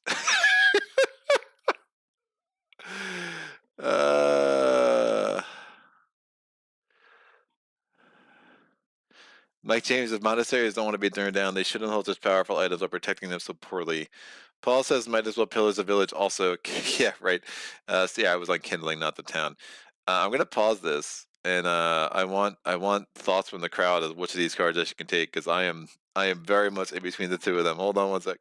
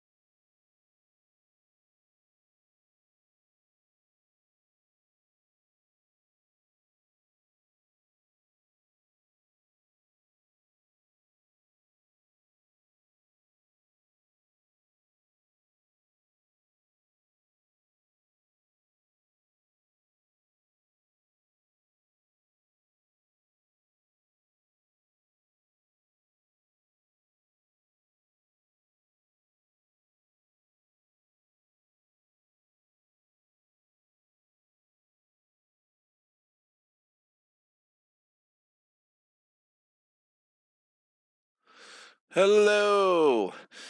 Chris Douglas playing Castles of Burgundy MBGA right now. Castles is a very good game. Jonah says, I don't recall your deck composition well, but I have always found Banners underwhelming. Right, James Horn, right? Not very well versed in the Banner myself. I think I mainly use it with Norawas. Jonah says they are okay. Artifact here always, but I almost always wish I do something better. You have taken a ton of attack, time for some defense. Banner of protection. Well, it's Banner command. Banner protection would be amazing. But it's Banner command. This is where I get you basically get a free recruit and just add it to a command token. But you have to have an open command token for it to work. But it's basically a way to get a free unit.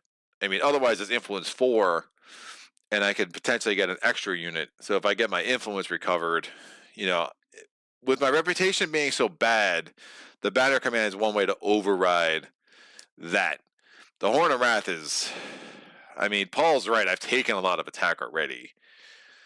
But getting a siege attack 10 could be super nice. One thing I certainly value with Banner is you do not rely on luck of the draw. Yeah, it's my reputation being so bad. I really like the idea I could just recruit an elite unit. This is really tough, dude. I think I took an ice attack 3. I love that siege attack 5 so much.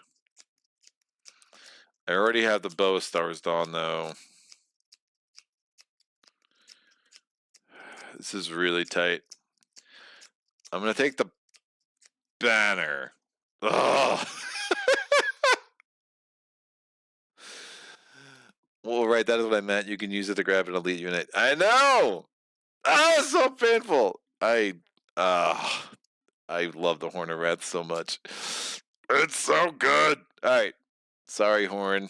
I'll see you again. I haven't seen a Horn of Wrath in forever, either. That was crazy. Alright, I'm drawing 4 more cards. Hey, act surprised. It's a banner. It is March. It is... Oh, man, I could just kill that dude. I mean, the nice thing about the banner is I can move here and just wipe that dude out. The horn? Because otherwise I have to block 3, attack 3. I do have this attack, though. Oh, man. Yeah, an extra elite unit. Or unelite unit.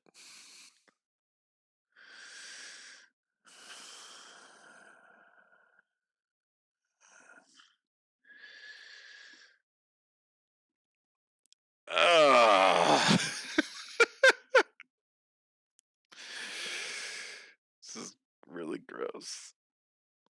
No, I think the banner's right. Oh, it's so bad, though. Alright. Ice Bolt. And Tranquility. Interesting. Now I'll just take the wound and heal it. Great. That's fine. Goldust's first turn. He's like, oh my gosh, I've been waiting forever. So it's a blue, and a blue. One more. Oh, wait. So we have 4 green cards in there. Oh, the joys. My turn. I'm going to move... move 2. Move 3.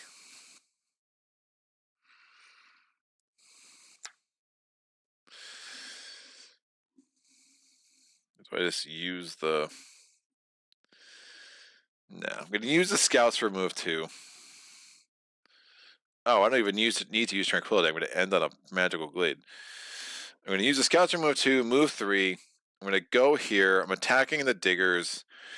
The diggers punch me in the face for 1 wound.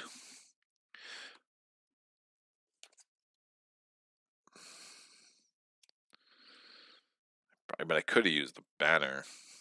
Yeah, it's all the same. Move. So I got the wound. I spent that. Now I need 3 attack. I'm going to use 2 attack from that, and then swiftness. Or do I use the tranquility sideways? Because what else am I doing with it? Yeah, I'll use the tranquility sideways for attack 3. So I've essentially moved and killed an enemy with 2 sideways cards and a unit, and I still have motivation. Amazing. So this dude's dead. I get +1 reputation. Yay! +2 fame. Yay! And then I'm gonna get ability to throw away a wound, which is not healing, and I start the next turn with a gold. I have 4 cards left here. This goes away. I draw to my hand, which is 6. So I just want to take a blue.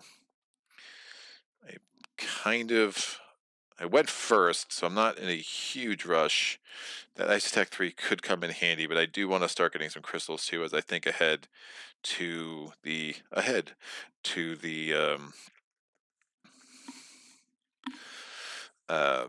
city battles. All right. Bam, Soul Harvester. Bam, Rage. Start with the gold. Move 4, move 6. Yeah, fine. All right. Goldust's turn.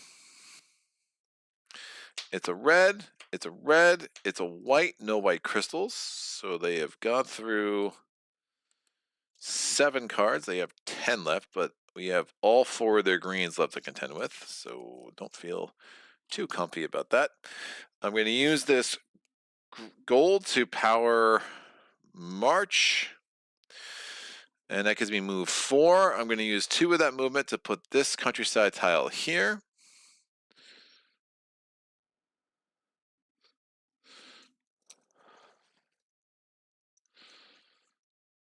And we're going to get an orc.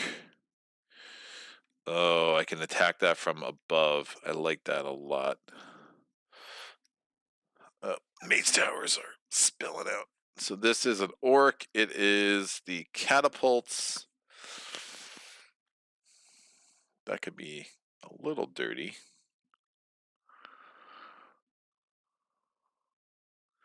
I have 2 more points of movement from March.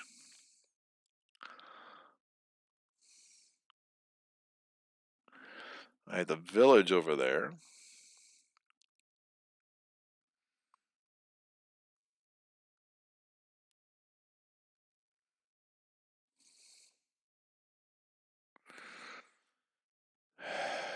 I'm at -5, so it would just be an absurd amount of influence to get anyone at this moment, which is why the banner is so good.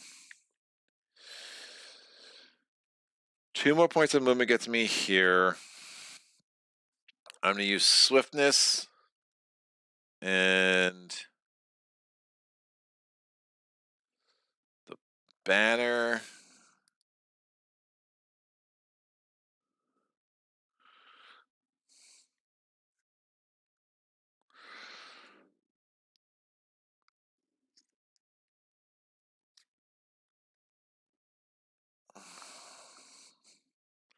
To get the 3 points of movement. I still have steady tempo. I think I get the gold. And I'm going to go into this magical glade. I get a gold. Not if I let it attack me, I could do that.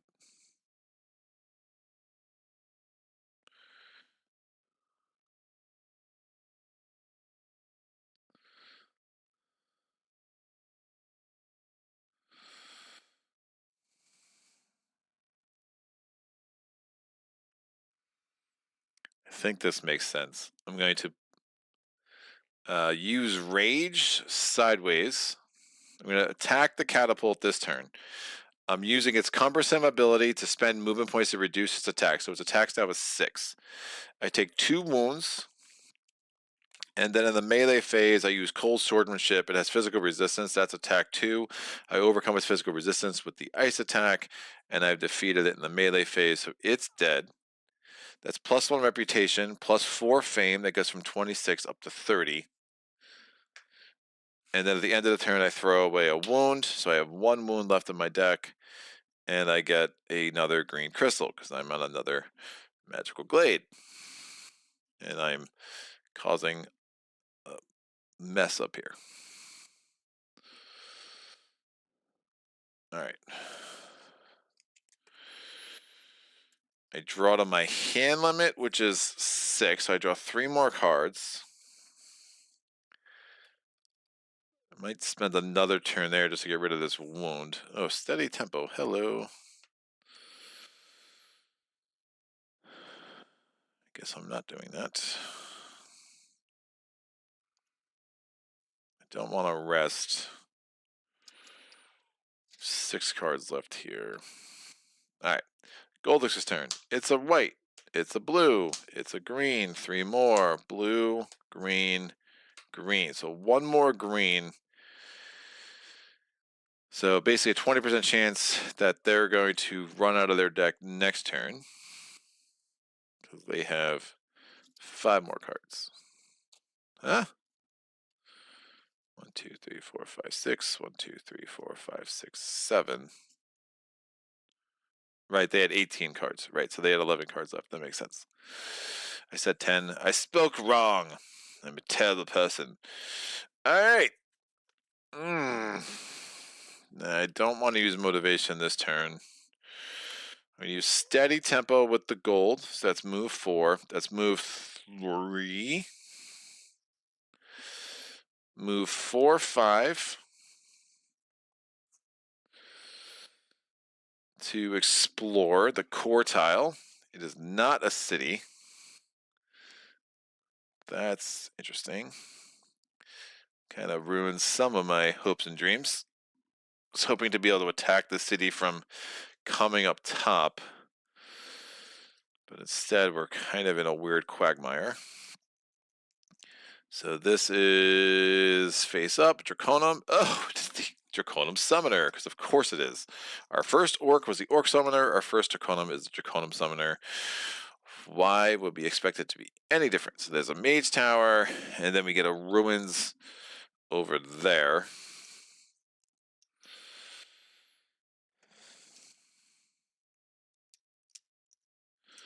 You know, I should have no. Saying I should have powered the stamina with the blue, but if there was an enemy in my face, I would not have wanted to.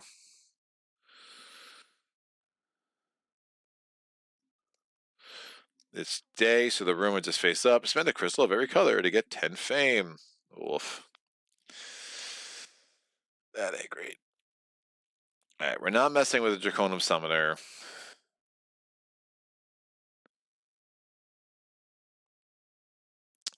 Man, we can't explore on the coast.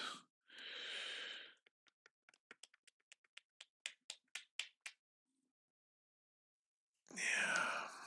Wondering if I want to just waste that last point of movement. I think that's going to make the most sense. If we get a dragon on our face there, that's not going to be terrible. We have a good amount of attack.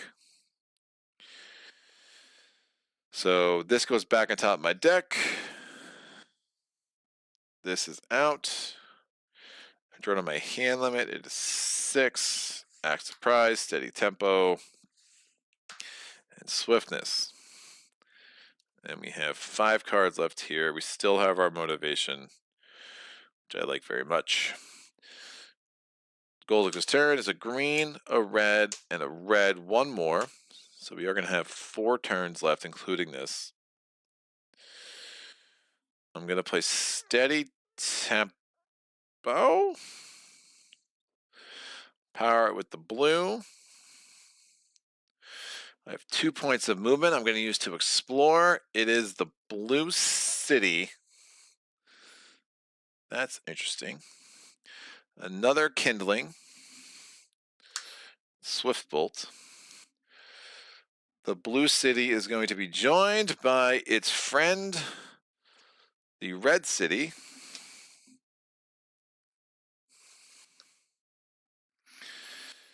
The blue-red city is going to be pretty intense, but I'd rather that than the green and the white, to be honest.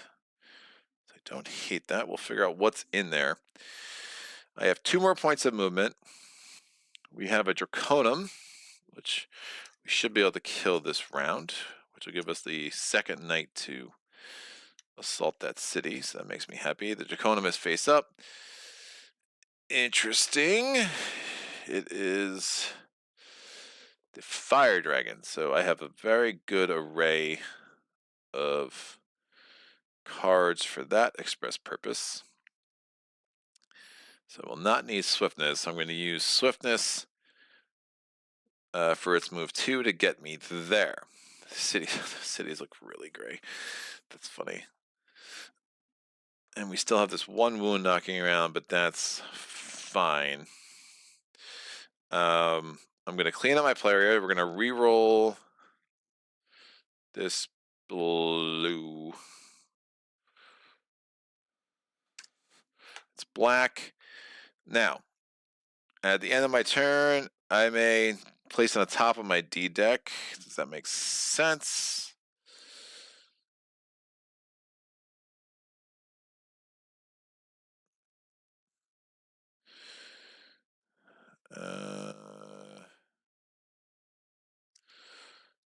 Sure.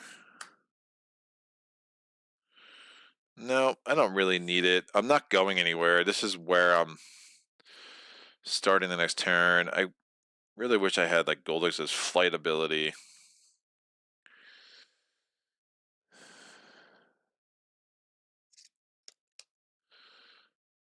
I mean, I could try to explore there and maybe see if there's a way to cut around to that monastery. But I could do that at night too. So I'm going to get rid of steady tempo, just discard it instead of putting it back on top of my deck. This goes away. I draw 2 cards. Rage, Crystallize. Now we are going to reveal what's in the city. So we're going to, this is a level 12, so we're going to treat them both as level 6s. So we're going to get a Mage Tower garrison, 3 Mage Tower garrisons, wolf. So we have 7 enemies. So 3 Mage Tower garrisons, 1, 2, and 3. 2 city garrisons, 2 monsters. So 1 and 2 and 2 monsters, 1 and 2. We will reveal all of these. We get an Ice Mage, Sorcerers, Arcane Immunity, watch out for that. Other Sorcerers, Arcane Immunity, watch out for that. Oh, that's gross. Shadow, Arcane Immunity, watch out for that. Crypt Worm, a Ice Catapult, and an Alta Mage.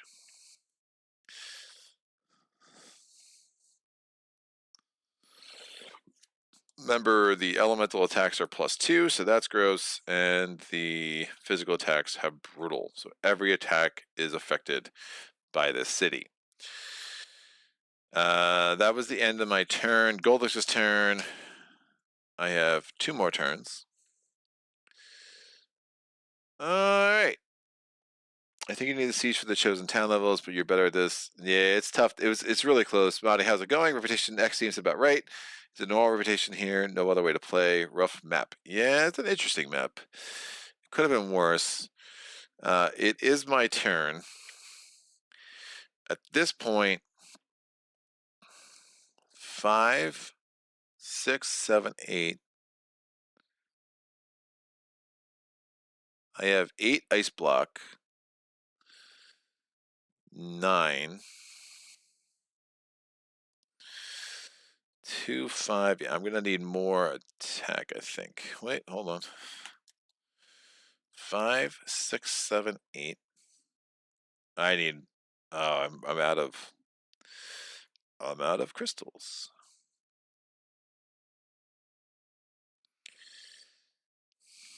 2, 5. I don't have a white either. Woof. Did I use mana draw already? I did. I did. Attack 3, 4. Alright, I'm going to use motivation, draw 2 cards. That's a great card. That is excellent. And March. I'm attacking this dingbat. So he's doing a fire attack 9. Oh, I also get a blue mana, which is amazing. So I'm going to use the green of the source to power ice toughness. I get the strongest effect +2. So I have ice block 7 +1 for each color of attack and defensive ability. So it's ice block 9. That's enough to fully block him. Then I'm going to use the blue to give me ranged ice attack 3, which becomes just regular ice attack in the melee phase. That's ice attack 5. I need 2 more, or I need 4 physical attack. I'm going to use Soul Harvester. Woof. Soul Harvester for physical attack 3. And I will use...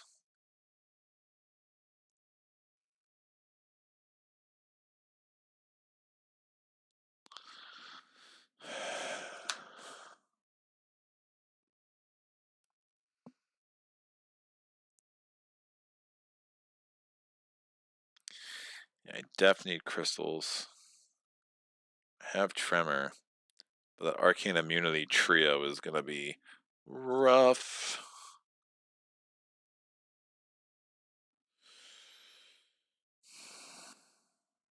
If I use Sparing Power...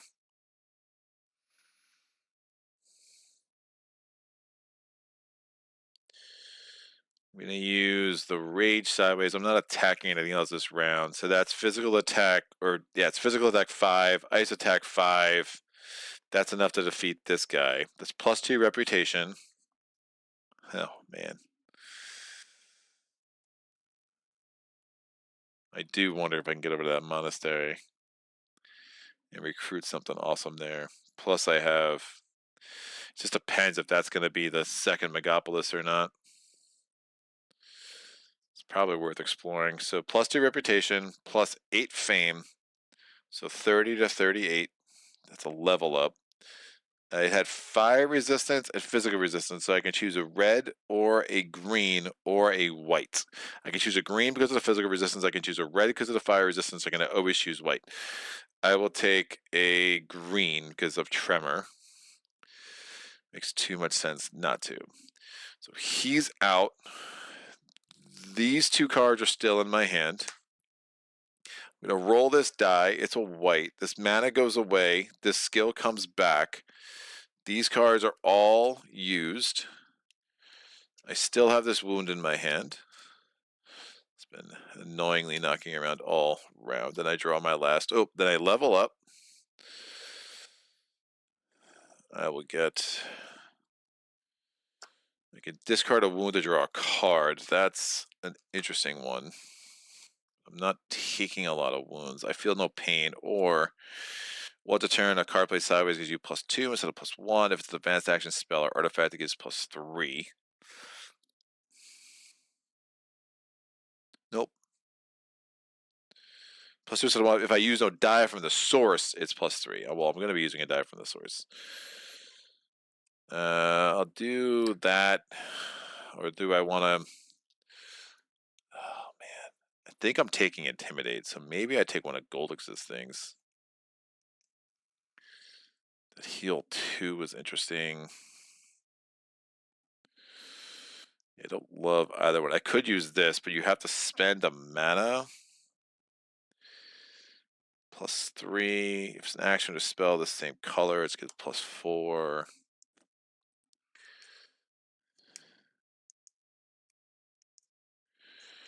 Yeah, I'm going to take Universal Power.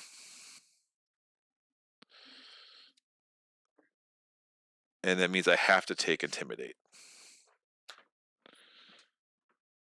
Add one of Goldix's. It is Goldix's motivation. I draw on my hand limit, which is 5. Or 6, but I only have 5. Oh, Instinct. Look at that. And Intimidate. I can murder anybody. This gets replaced.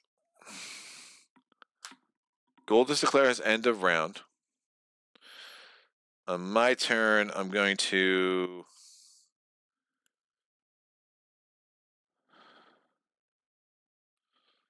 Power Instinct for move 4.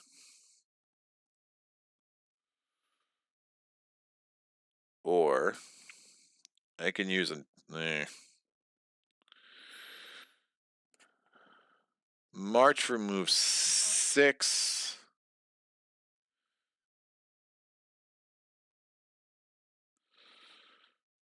This for move 7. So it's 5 and explore for 2. Is it the last city? It is not. Oh, and I can get there through the night. That is a very good card. And that means I can put the last Megapolis there, which means a very nice approach. So we have a tomb, a monastery, so firebolt, and temporal portals out here, which I like. And I have not enough move to do anything else with this. I will not have a crystal of every color to do that 10 points of fame. But I really like this approach, a 6, 3, 6, 11, 13 to get to that monastery. Potentially burn it down.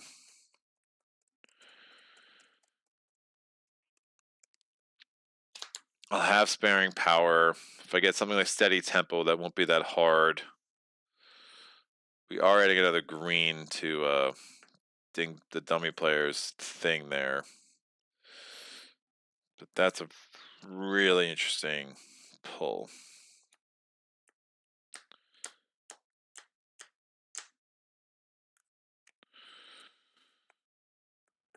Yeah, I think I'm going to have to go with that. That's too good of an opportunity. All right. Gold is declared end of round. I'm good. I'm going to re-roll this red.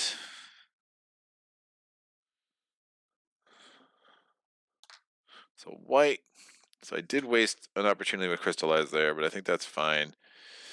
I also didn't have enough crystals that I wanted to do something with that. Actually, let me think about this. I could have done... This would have been smarter. With the red, so that's for 5, 6, 7, 8. But then I still don't have a crystal to use with Crystallize, so it's it wouldn't have mattered. Would not have mattered. All right, these go away. This gets added to dummy player's deck. This comes down. Underneath, 2 new advanced actions here are, well, what do I do first? I don't remember. I don't know. Chivalry, Explosive Bolt. We're adding Decompose there. I think I do the monasteries first in general. Someone could tell me if that's wrong. Adding a green, so that's 4 greens. We've not added any green cards, at least. We have Underground Travel. That could be great, especially with the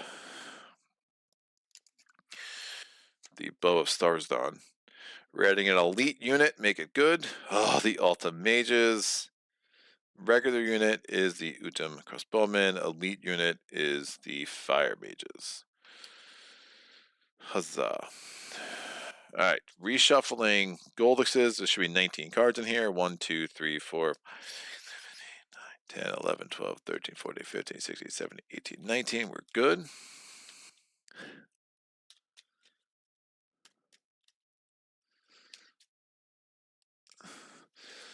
Messing with Space Cadets away missions at the moment.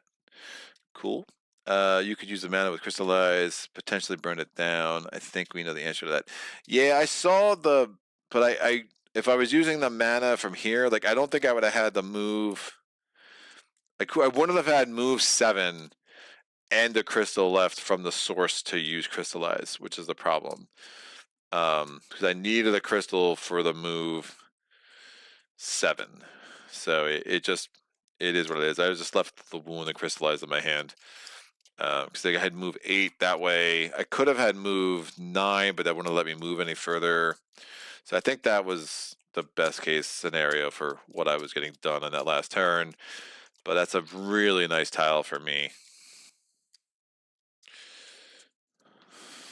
to give me some options with that monastery. And definitely want to get that last city down here.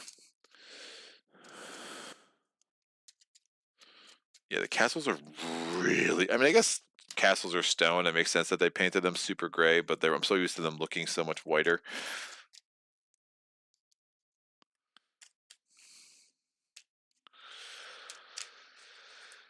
All right.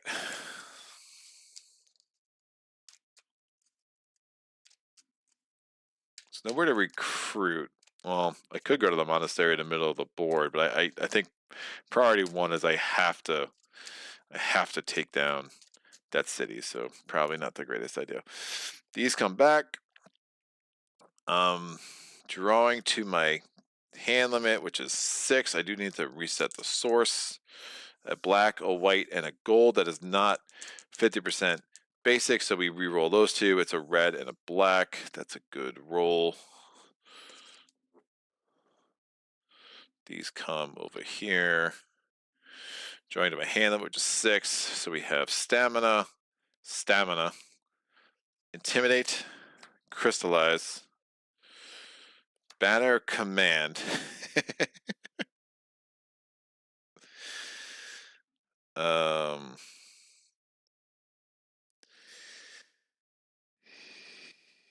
That's banner command just actually neutralizes him. That's so sick with the Ultimate Mages. And steady town. Oh, what a pull. That's the movement of dreams. Except I don't have any blues.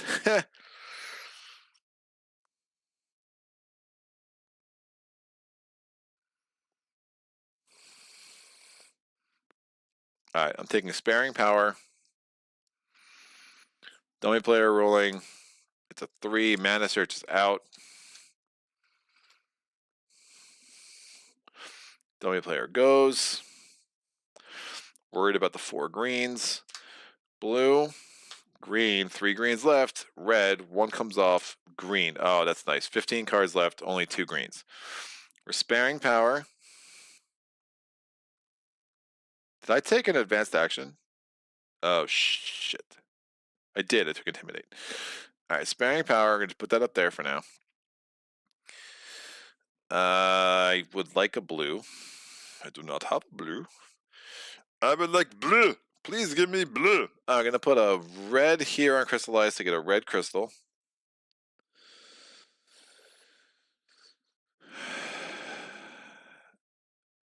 And I don't love the idea of using steady tempo.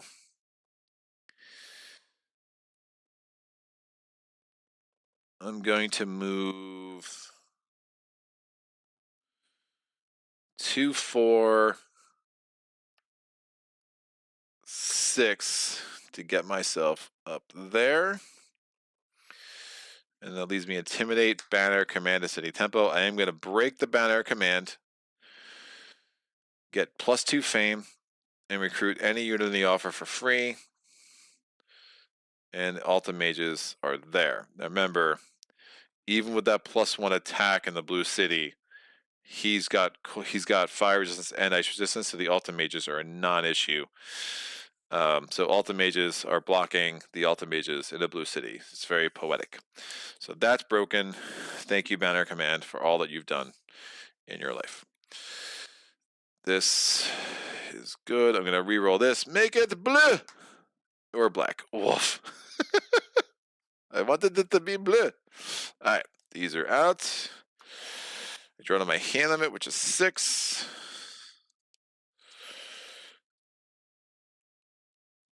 Bell with Stars Dawn. Rage. Concentration. That gives me a blue. And last one is Promise. I could use that to get 4. Woo!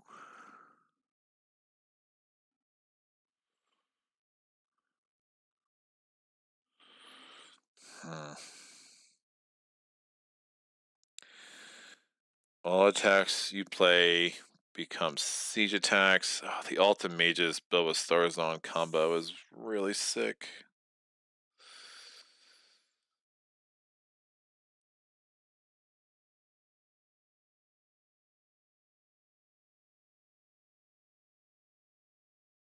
Alright. Gold looks his turn. White. Red. Don't be green. Oh, you jerk. 4 more coming off. 1, 2, 3, 4. All the greens are out. So that's at least a good news. The good news. So we have 8 left here. Worst case scenario, he does 1, 2. So I'll have 5 more turns. I have plenty of turns to make this work. Question is, I think I burned down this monastery and hope for some glory.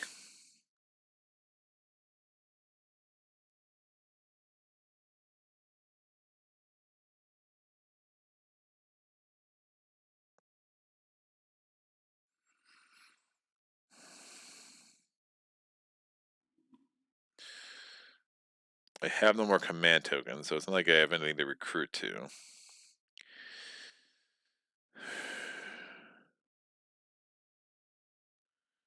I could disband him, but the fire, yeah, I wouldn't have the. Well, I could get influence. Range fire attack 3.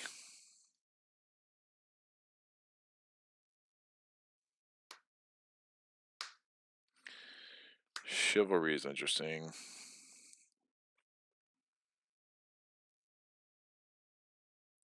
I still need to see Tremor, so I really can't attack until I see Tremor. So sparing power. If I get Tremor and Mana Draw, and I can use 2 blacks, I can use the Ultimate Mage's ability and the stronger ability of Tremor. I have this green, so that's everything I want there. Yeah, I'm going to use Concentration to get a blue. I'm going to use that to power Steady Tempo. No, that's a waste. I'm going to use Promise Sideways with a white and Steady Tempo. That's move 6, because 4 from this and 2 from Steady Tempo. That gets me here. I'm going to put this at the bottom of my deck, because who needs it? Who needs me? That's done. I'm going to re-roll this white. Give me black. Oh. Well, that makes Universal Power rather useless. And then I draw 2 cards. Give me 1 movement, please. It's Ice Bolt, not a movement, and Soul Harvester. Not a movement. Could use the Scouts.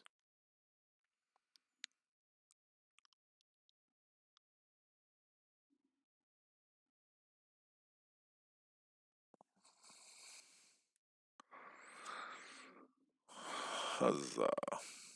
Still need to find Tremor, so I have to start going through cards. Goldix's turn. Red, white, blue. Yeah, I really need to start burning cards. I think I burned out a Monastery just so I get cards.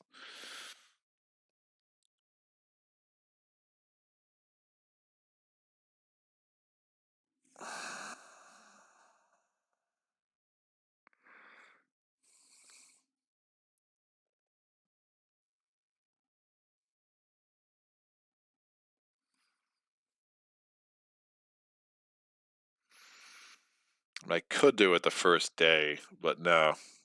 I really need Tremor. Sparing Power. How many whites are left over here?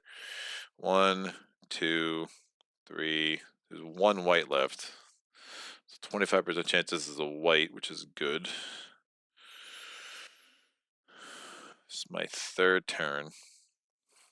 Ugh, the fact that that green came up is gross.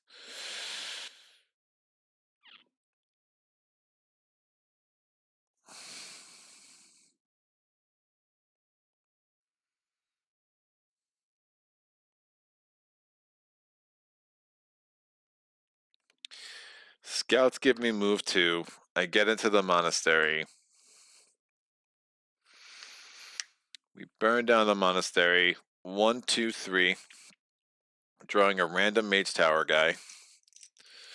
Hello, Mage Tower guy. And my units are not helping.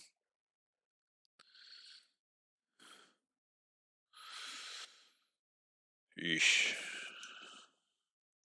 It is the Illusionist. I'm going to use Concentration to get a blue. Use it to power Ice Bolt. That's ranged Ice Attack 3, which kills the Illusionists. Because otherwise they would have summoned an attack, and God knows what that would have been. So they're dead. I get 4 fame. Uh-oh. Gets from 40 to 44. Out. This is done. These are discarded. I get a reward. Sapphire Ring. Hello, unlimited. Black and blue. That's a thing. This goes away. I draw to my hand limit, which is still just 6. Man, if I don't have Tremor, I'm going to be sad. But we gotta do it this turn. So drawing 2 more cards, Sapphire Ring, Tremor! No mana draw. Well, that's useless because I don't have a white. Well, I can use 2 blacks, but now I have the Sapphire Ring. Well, if I don't break the Sapphire Ring, that could be okay.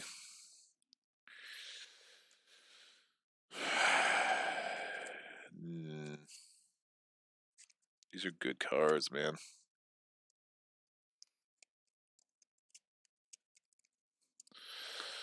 Golduck's turn. 1, 2, 3. It's blue, so he's declaring end of round next turn. My turn. Sparing power. So there's 4 cards up here.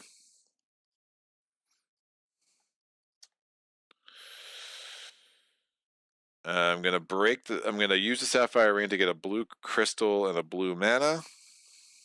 And Fame +1. This I think is the only card I'm using this turn. If I get Tremor, I'm gonna want both those blacks, and I have mana draw to allow me to do that. So there's no sense breaking that. The blue mana goes away. I used a card, so we're good. I draw 1. Oh, what a waste. What an absolute garbage card that was. Woo! That's gross. That was not the card of dreams. Gold declares end of round. I use Sparing Power. Oh, boy. Tremor, please. Ugh, 7 cards over here and 4 here, so odds are not great. Tremor, it's a Rage. Tremor, it's Tranquility. Ooh, draw some cards. Hello. Tremor, it's March. Let's move 2. And Swiftness. That isn't great. God, what absolute bad. All right, I'm gonna move 2 with March. It gets me down to X. I'm entering the city. I burn down the monastery.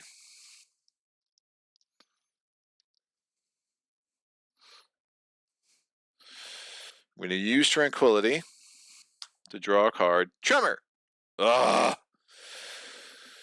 Steady tempo. Oh, Tremor is the very next card. You've got to be kidding me.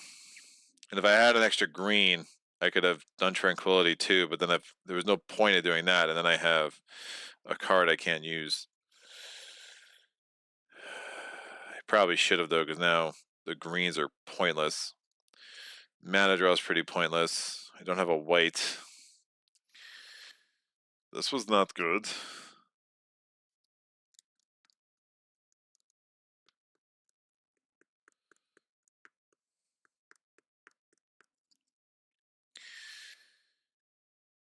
Alright, well, I'm in. When you use the black to power out the Ultimate Mages, all attacks that play this combat become siege attacks.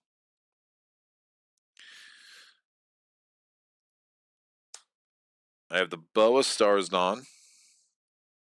Not going to break it. But siege attack 2, siege attack 4, siege attack 6, siege attack 8, siege attack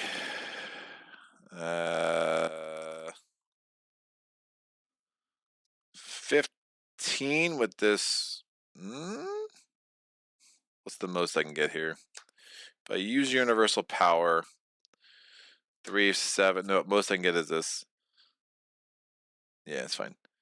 Siege attack 15, siege attack 17, siege attack 19. I could break this to get siege attack 27. 2, 4, 6, 8, 15, 17, 19. I mean, that's 21. I can get siege attack 29. Oh, Tremor would have been so good.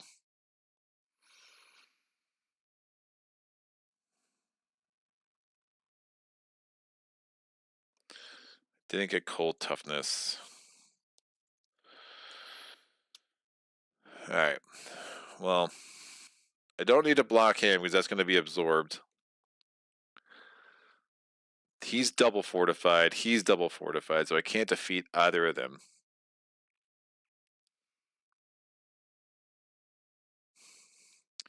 This here is 26.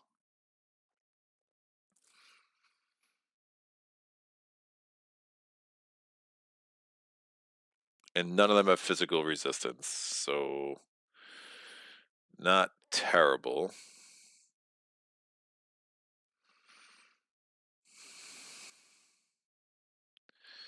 That becomes an ice attack 11. That becomes an attack 6 with brutal, so I can take some wounds. The alternative is I break the bow of stars on.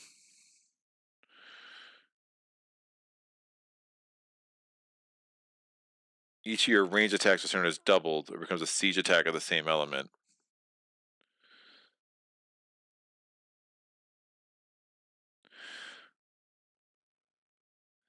So I could break the stars on. Oh, I don't have. Or my siege attacks becomes a range. It's not going to work. It's not going to work.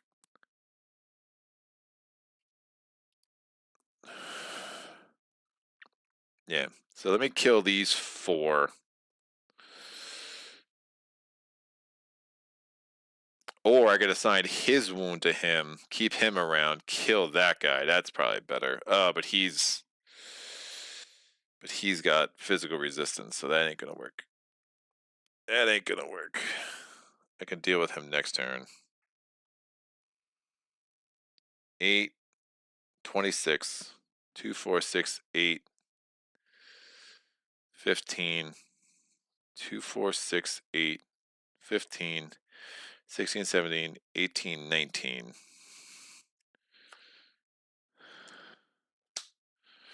Gain 1 crystal as a buff for each enemy defeated in the current phase of combat.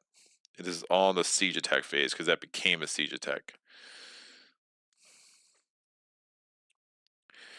Then in theory, no, I won't have another card.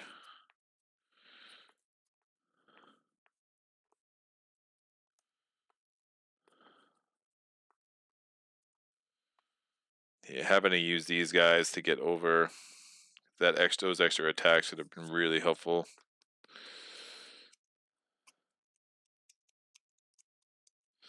Two, 4, 6, 8, 15, 17, 19, 27. Kills these 4. So 6.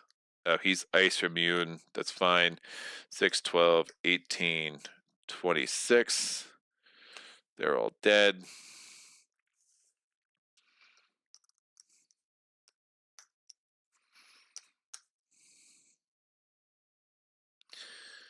Is there a block? Reduce that to an 11.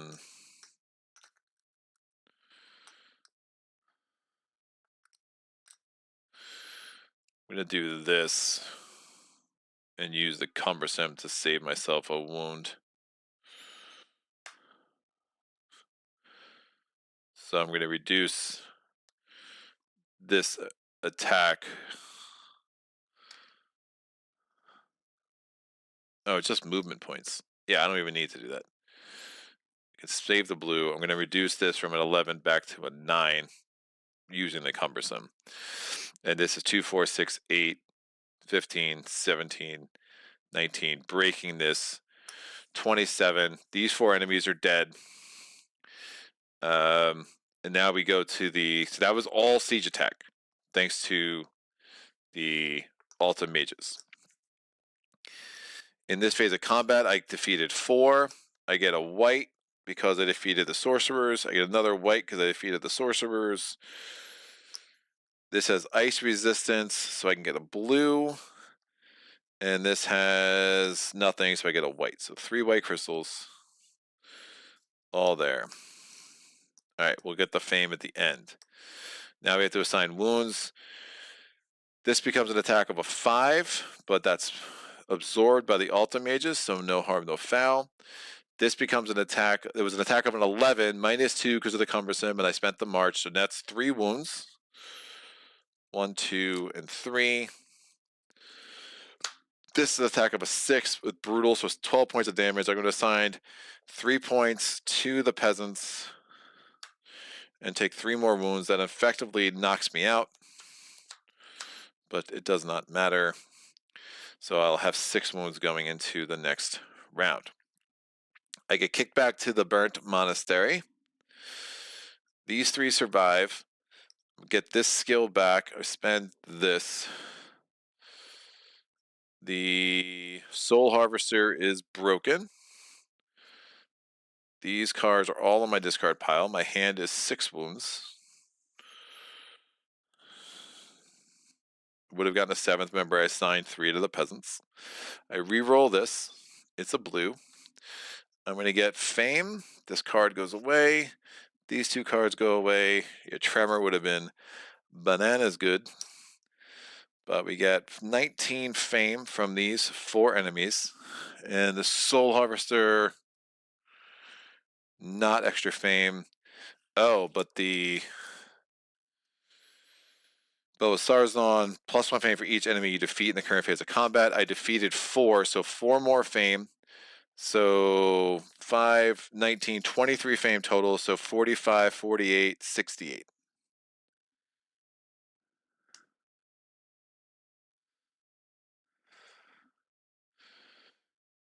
Yeah, 23, 45, 48, 68. Excellent. All right, broken. We get 2 level ups, so we get another command token. And that gives my armor up to a 4. My hand limit is still a 6. But I do a level up, so we look at these 2. Blood of the Ancients is not great. Decompose could be interesting. Oh, extra movement. Might be a little late in the game for that. The heal 2 could be good from Goldix. Then I'm gaining a wound from Blood of the Ancients. I could take the motivation from Goldix.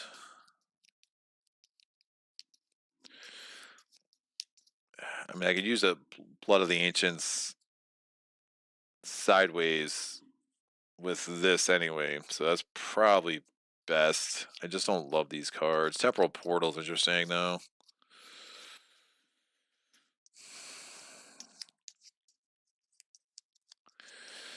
These are all out. All right, I'm gonna take the heal 2. Could be really helpful. Blood of the Ancients, which I probably won't use, and it is what it is. We add one of Goldix's. Is it Flight? It is not. Alrighty then. Seeing the chat.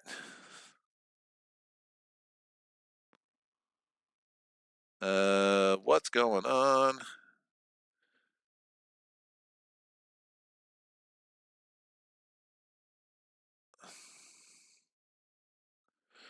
I met the mana after feeding the Fire Dragon for motivation. Oh, what the heck? Mahdi's on. I think the mana.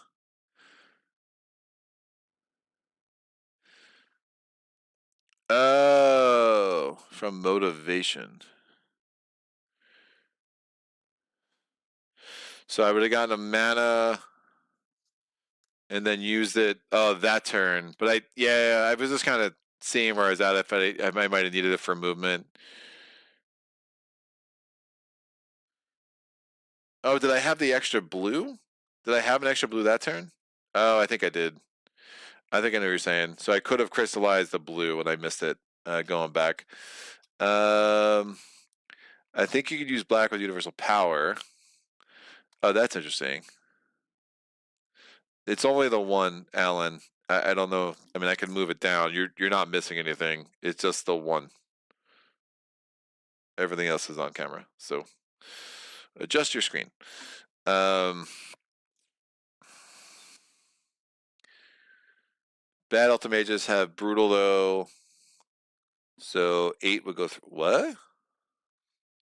Oh shit. They do have brutal. That's not good. I definitely can't wound them. So I couldn't kill them. Oh, that changes all the math. Shit. Urgh.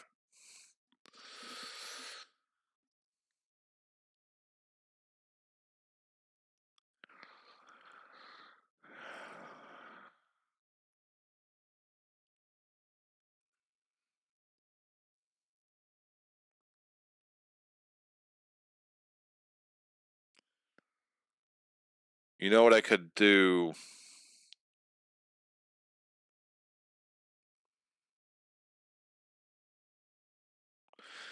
Yeah, I'm not doing that. So it'd have been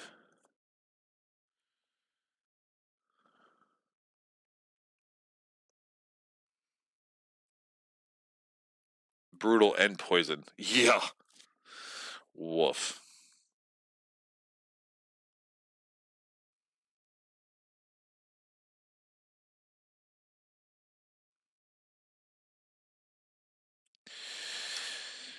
Brutal and poison. How do they do this?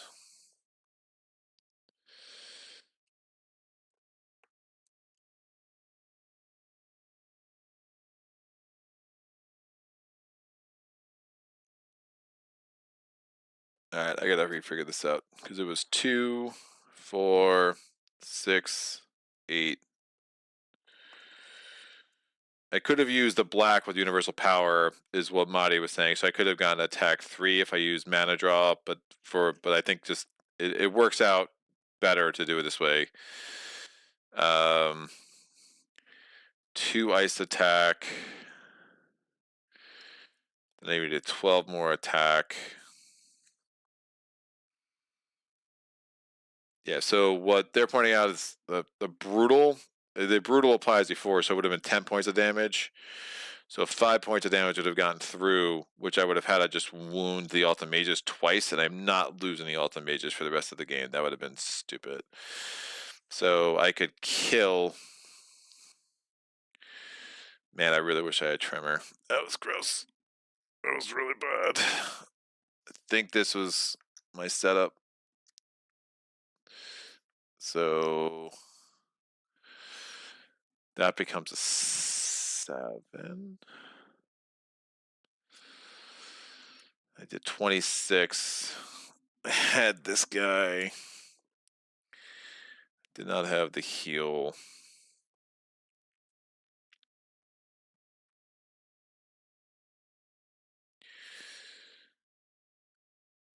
I might not have. I spent a march there, so that would have been another 2 points I could have gotten.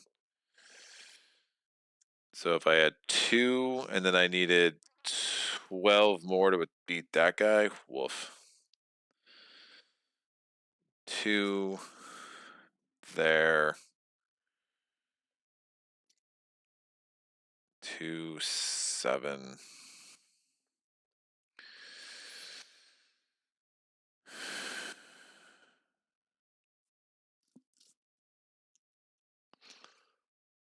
So if I attacked them separately, 2, 4, 6, 8, which I could do because everything becomes a siege attack. 2, 4, 6, 8. I think just one of these guys isn't gonna get killed. Like this guy will get killed probably. And then I could assign the shadow to him. So the shadow, maybe only. All right, so we're killing a lot less than I wanted to. So give me 12 points of attack here. I used a red for this guy.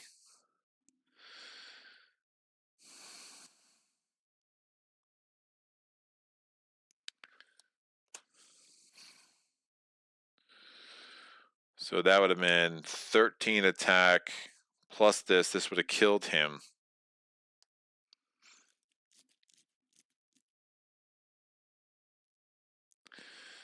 And then we're at 2, 4, 6, 8. Wow. That's really bad. This got me in. This drew a card.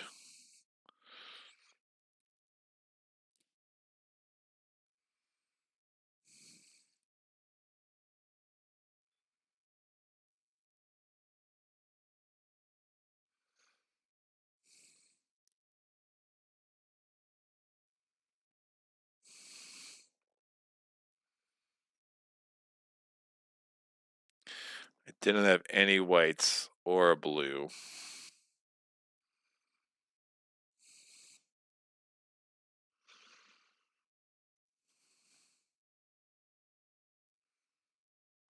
Could have done this.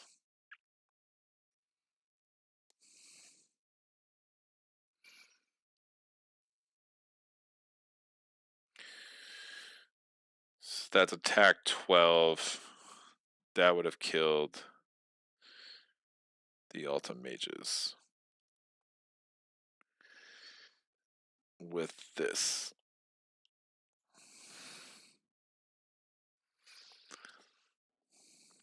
It didn't have a white.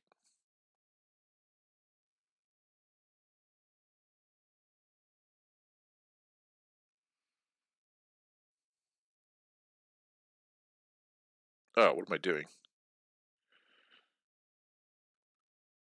I still have Soul Harvester.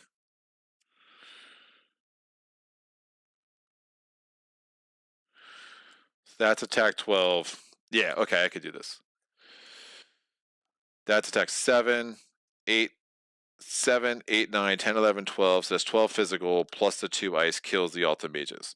I have Soul Harvester, which I broke. That's attack 8, 10, 12. Which would have killed both the sorcerers. Shadow, I just absorb with the Ultimate Mages.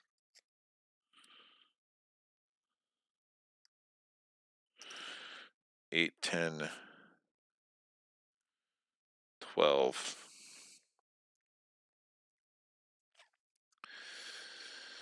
And then I could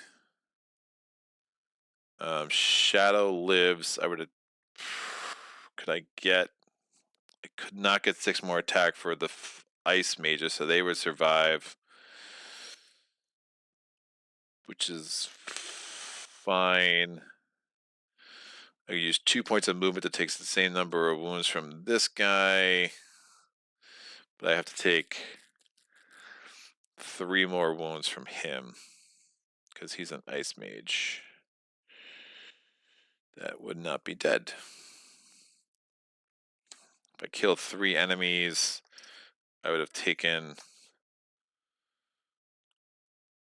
1 less white.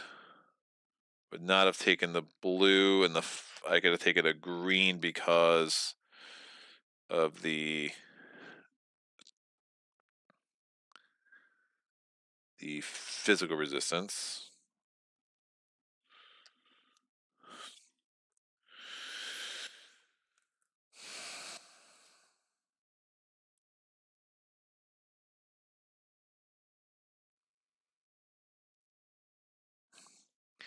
I'm just stuck with this 4. I mean, 1 more red would have been really nice. 1 more red would have been really nice, but just was not meant to be. Because another red, and I could have used that card for attack 6 and just killed him, but just wasn't there.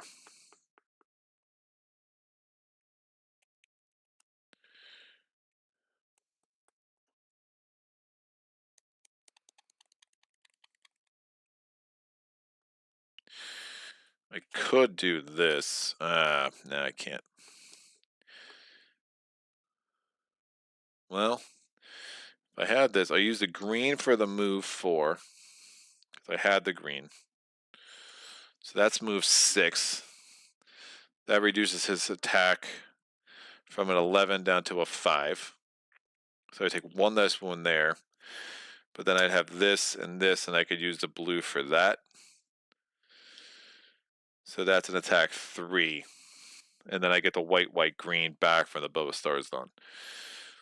So I kind of like that. So I would take 1 less wound from him, but I take 3 wounds from him. So I'd actually only take 2 more wounds. So there's 8 wounds in my deck. Yeah, so I just threw in 8 wounds. Awesome. Plus I had 1 in my deck still. Awesome. And this guy's wounded. I could wound the scouts too, actually. Because a 7 goes down to a 5, and I take 1 less wound in my deck too. That's a heal too, to heal both of them. I think that makes sense. I could do that right away with Goldix's skill, depending on what's in my hand. So he was attacking with an 11. I reduced the attack down to a 5. I took 2 wounds. That's an attack of a 6. It becomes an attack of a 12. I took 4 wounds, one of which I assigned here. That's an attack of a 7. I took 1 wound here. I took 2 wounds.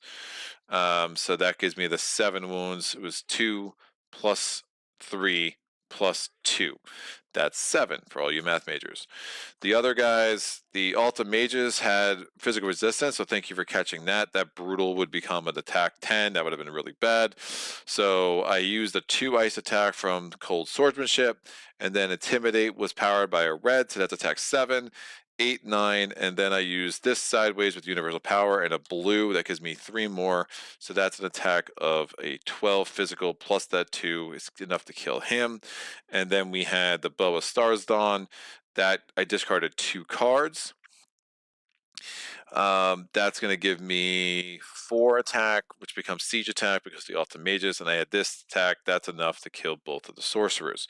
Now, as far as the fame rewards go, I got 23 because I had 19 plus 4. Instead, now I'm going to get 5. I'm going to get 18 plus 3. So I'm only going to get 21 fame. So I'm down to 66 as opposed to 68. And my crystals are correct. Sorry about that. All right, what we got there? It was ugly. Level 12 cities are no joke, but I think we'll figuring this out. We're going to reset my play area. Let me check the chat. The Soul Harvester was wiped out. All right. The double frill. So less than... Never mind. All attacks are siege. Yeah, not just rage. Well played. I think you were counting wrong. For Ultimate Mages, you don't need Intimidate. Slovis with Rage and Cold Swordsmanship is enough. The Soul Harvester was used for the 2 sorcerers, Muddy. Right. I was getting it confused. I had right. So I did the Soul Harvester. I did the Intimidate with a rage sideways and Cold Swordsmanship. That was again 12 plus the 2 ice attacks, so that was enough. So the math in the end got there, just made the one mistake of forgetting that the Alta Mages were already brutal, so even though it's an elemental attack, it does not get brutal because of the Red City, it is brutal because it gets brutal. And now here's my ridiculous deck filled with way too many wounds. And I still have 4 enemies to defeat in this horrible, horrendous, no good, rotten city that is the Blue-Red City. 1 physical attack, double fortified. We did get rid of the Alta Mages and the Sorcerers, so that's good. So we don't have to worry about poison right now. But obviously we have our work cut out for us. Yeah, not getting Tremor was just a bit unlucky. It was in the bottom 5 cards in my deck. And that's a game-changing situation right there for sure. So 8 wounds in my deck, 2 wounds in my units. We have a bunch of heal abilities, so we'll see if we can pare that down as we finish off these final enemies in the Blue-Red City. All right, this comes off. I took the bottom, so these move down. This goes over. Refreshing Walk. We're adding a blue to Goldix's deck. Adding a white to Goldix's inventory. Down. It is Charm. Down. There's only 1 monastery left on the board. So we're going to get a thing over here. And 1 here. Ambush. We're going to replace the units. Out. Elite unit is the ice golems. Regular unit is the guardian golems. Elite unit is the catapults.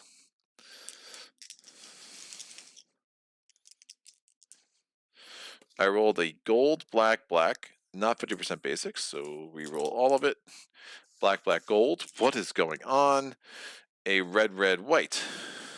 Interesting. These are out. And Ice Shield is added here. I'm drawing, so it's the third day. I'm drawing to my hand limit, which is 6. Bubba Stars Dawn. Wound. Wound. Wound. Blood of the Ancients. And last one is Intimidate. When I used Intimidate, Reputation -2. Obviously, who cares? Going through the day tactics. Gain a wound. Use a strong effect of any of it without paying its cost. The card remains in the offer. Gain a wound. Pay one mana of any color.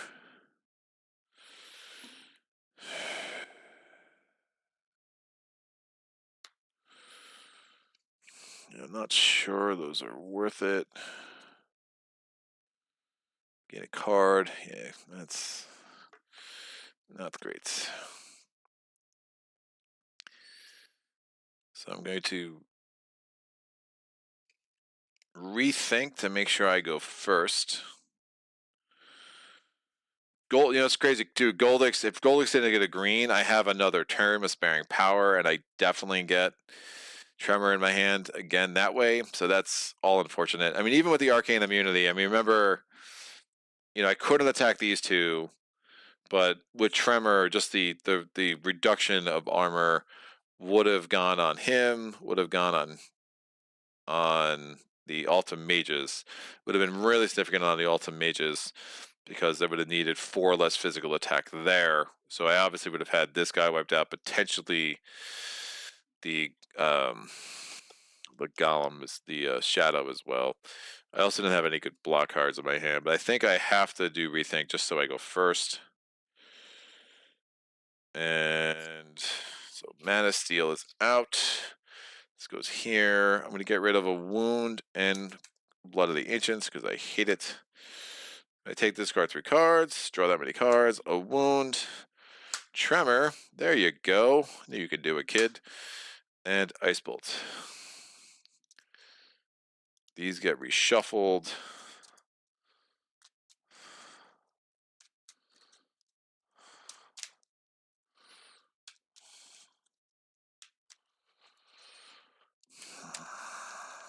So one enemy. That's rough. I don't have a lot of siege attack. I could double my siege attack with a Bow of Stars Dawn. It's really harsh, though.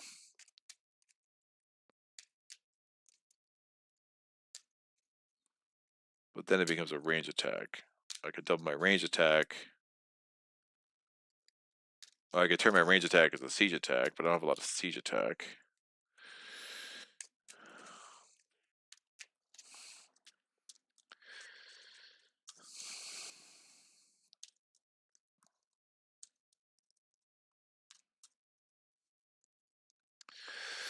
I'm first, and I have too many wounds. Don't have a lot of block.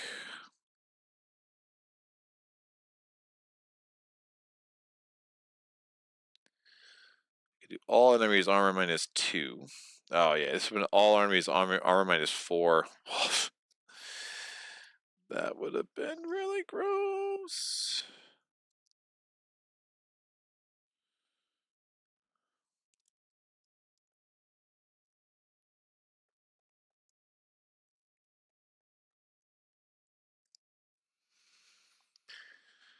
So I want my units back, and I can rest.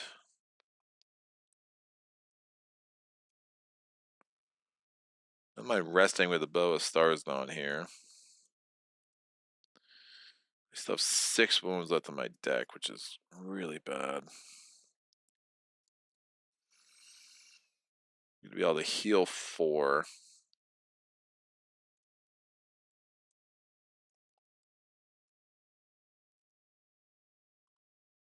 And not breaking the bow of stars on this round, so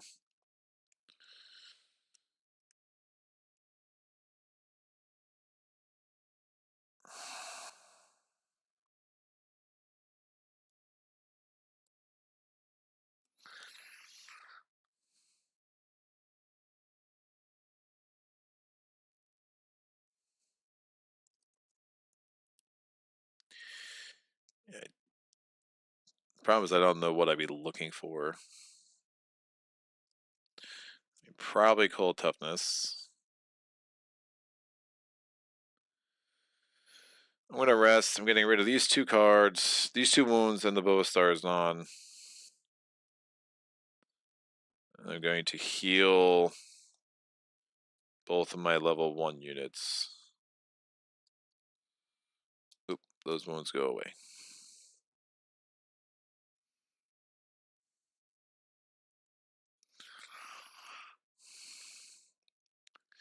So I'll put my cards down. Sorry about that. So Tremor, that. Draw 3 cards. Rage. Crystallize. Rage. Goldix's turn. 1, 2, 3, 4, 5, 6, 7, 8, 9, 10, 11, 12, 13, 14, 15, 16, 17, 18, 19, 20. I think you're counting wrong. I think you didn't use your motivation last round. Oh, did I not?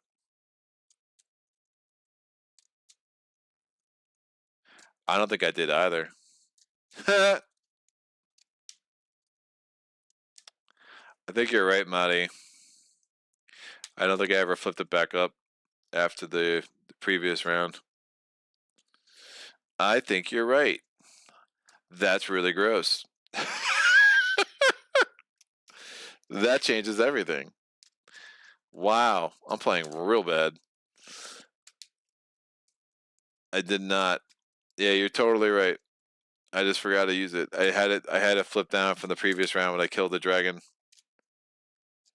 That's gross. You know, because I was thinking about that, I was like, why did I not have the extra 2 cards? Because I would have had 6 cards plus 4. I used Tranquility for plus 1. I definitely didn't have a blue mana in that last round, so why would I have used it anywhere else? That's really bad. No, you're totally right.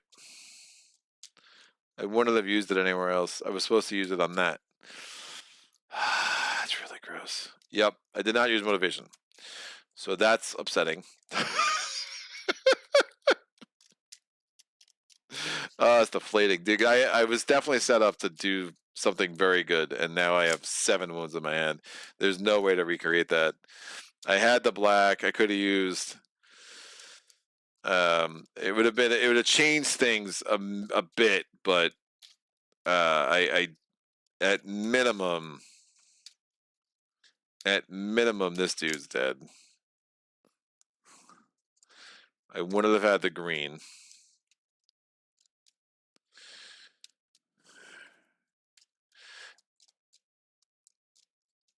I could have used the mana draw for the black, but then I wouldn't have used this, but that wouldn't have been necessary because what's his name would have had less. All right, in light of that,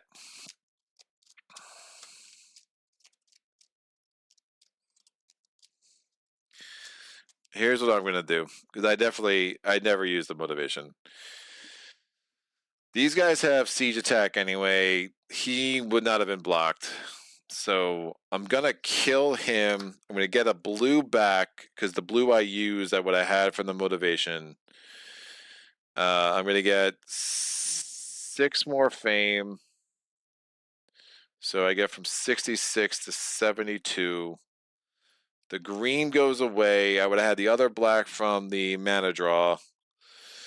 And the 3 wounds I got from him, 1 went on him. and then 2 wounds in my hand. So I'd have 2 less wounds in my deck. No, 1 on her. So if I don't use the heal, he's still wounded, and I'm taking 2 wounds out of my deck.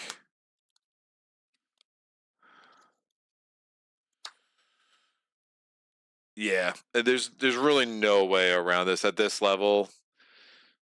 You know what I could do is just reshuffle all of it.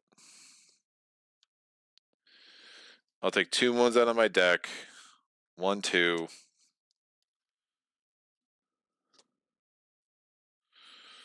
So that means I would have had 5 wounds added to my hand, plus the 1 I already had. So 1, 2, 3, 4, 5. Why is that getting messed up? Because I healed 2 from here, so I have to add another one to my deck. 1, 2, 3, 4, 5, 6. There's no way around that. I mean, because the tremor, again, everyone would have had armor -4. Now that would have only applied to the Ultimate Mages and the Ice Mages, but clearly that's a huge difference on how that round plays out. So assuming the math would have worked out elsewhere, because this is 4 less attack needed for him, and it would have only been a 2 attack for him. So I clearly had the 2 attack, and I probably could have actually saved another mana somewhere, but it is what it is. I think that's right. Fame's right. It would have been the same phase. It would have been the 5 plus the 1. Oh, and that's a blue, so I would have got another blue crystal for killing him thanks to the Soul Harvester. That absolutely changes everything. Thank you, Marty. Someone can go through the Battle of the Fine-Tooth Comb and let me know how that math isn't right. Soldier on, adapt and overcome, says Paul. Yeah, I would want to, but like, woof, dude. Like, I think it's a better play. Get this right. At least a closer approximation, because I just don't think the last 2 rounds would have been very fun with 3 enemies left there. I don't know what the other card would have been. I'll assume since I would have been knocked out, there's really no point in even trying to figure that out. So trying to kill another enemy. I mean, in theory, I could have, not been knocked out if I assigned a wound there, and then only needed 2 damage to kill this guy too, or this guy. But I think that's getting really hard to figure that out. So I'm tempted to do that, but I won't. Because again, if you're knocked out, all you need is a skill. So even if I got knocked out, oh, that's wild. I don't need this attack. No, I needed the ice attack for the ice mages. So that's for the ultimate mages. So that would have been a little bit harder to work that out. But yeah, I think that's a fair kind of guesstimation of where I'd be. Probably a little bit worse off for the mistake, but sorry about that. Yeah, motivation's great. Don't forget you have it. So I'm just reshuffling my hand at the beginning of this round. We already know that I took 2, 6. That's a ridiculously bad draw. I'm going to get rid of the 3 wounds. Draw 3 new cards. 1, 2, 3.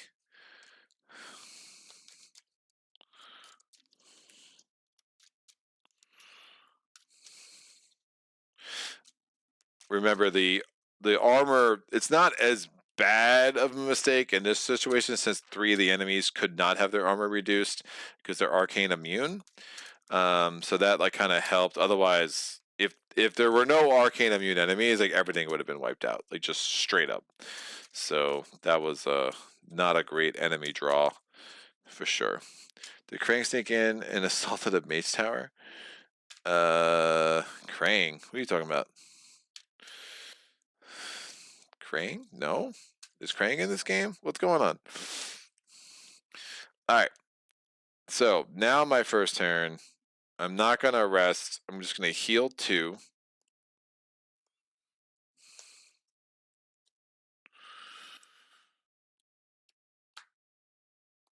So those are out. And I'll play Crystallize with the red and get a red. Did I say? I probably said Kring. So that's my turn.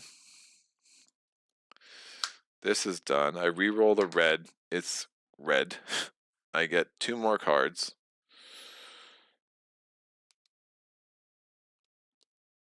Bow of Stars Dawn. Wound.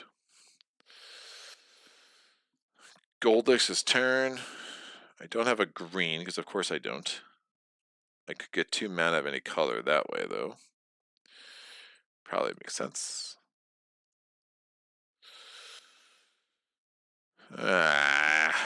Not good with block.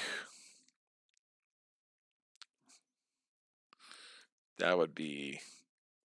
Well, Cold Fire block 5 here would be pretty sick. So I just block him straight up. I can use a lot of cumbersome.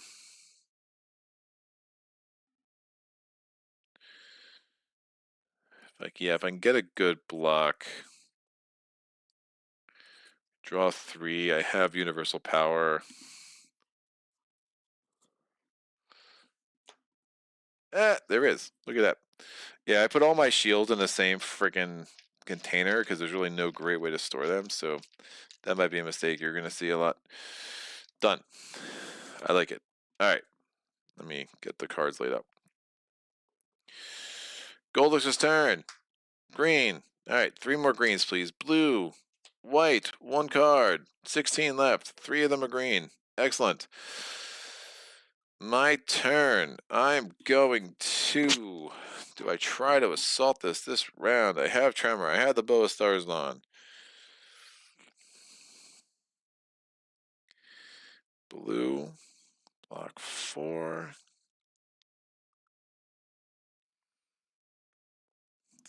Sure.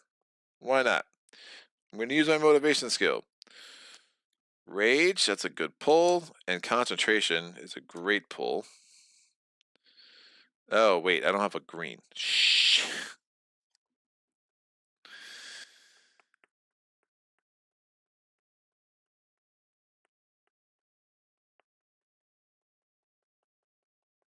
I don't have a green. Why don't I have a green? Well, it is what it is.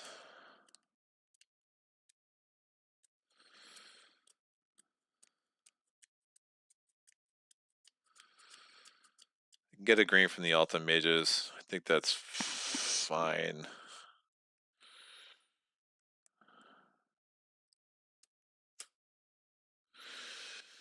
Alright, and a blue mana.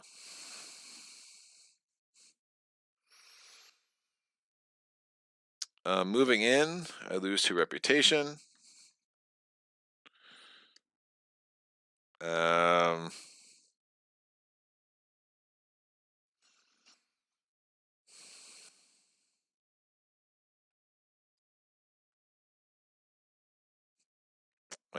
There you go. I did level up. So I mean, worst case, we're looking at, well, I can assign that wound to him. I can get 3 wounds and 3 wounds. Worst case, I'm looking at 6 wounds. So let's figure out how I'm going to get the murder here, and then we'll figure out. We'll work backwards for the block. So this would be 3. This will be 3.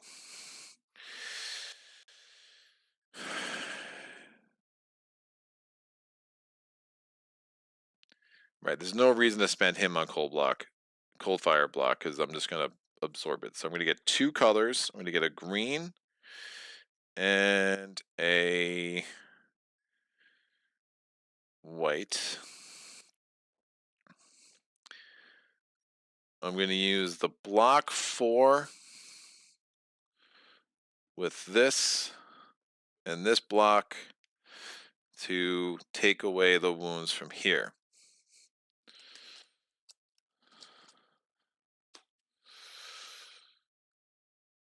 All right, we still need the attack.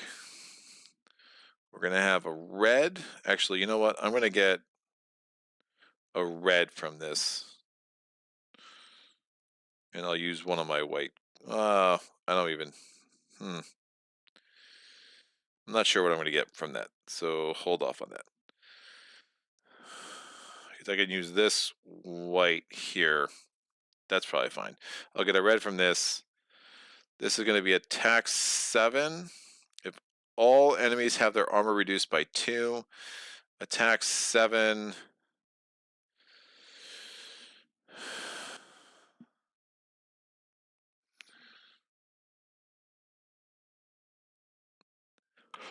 Except for this dude, but if I block him, that's why blocking him might make sense. Because that arcane immunity. Attack 7. Oh, do I have a... I don't have a green. Oh, I could get a green. Let me get a green. I'm going to get 2 greens. 1 for Tremor, 1 for Intimidate. That's attack 9. That would kill both of these guys. And I take 3 wounds. Attack 9, attack 10, 11, 12, 13, 14, 4, 4, 8, 16. Wow.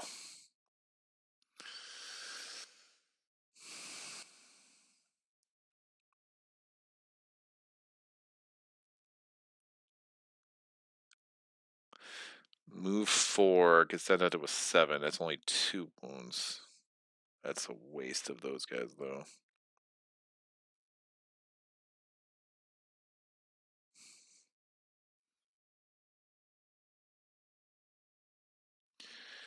I will take the Intimidate for attack 8, attack 9. That leaves me the Bow of Stars on, which I'm fine with, and I just take 3 wounds.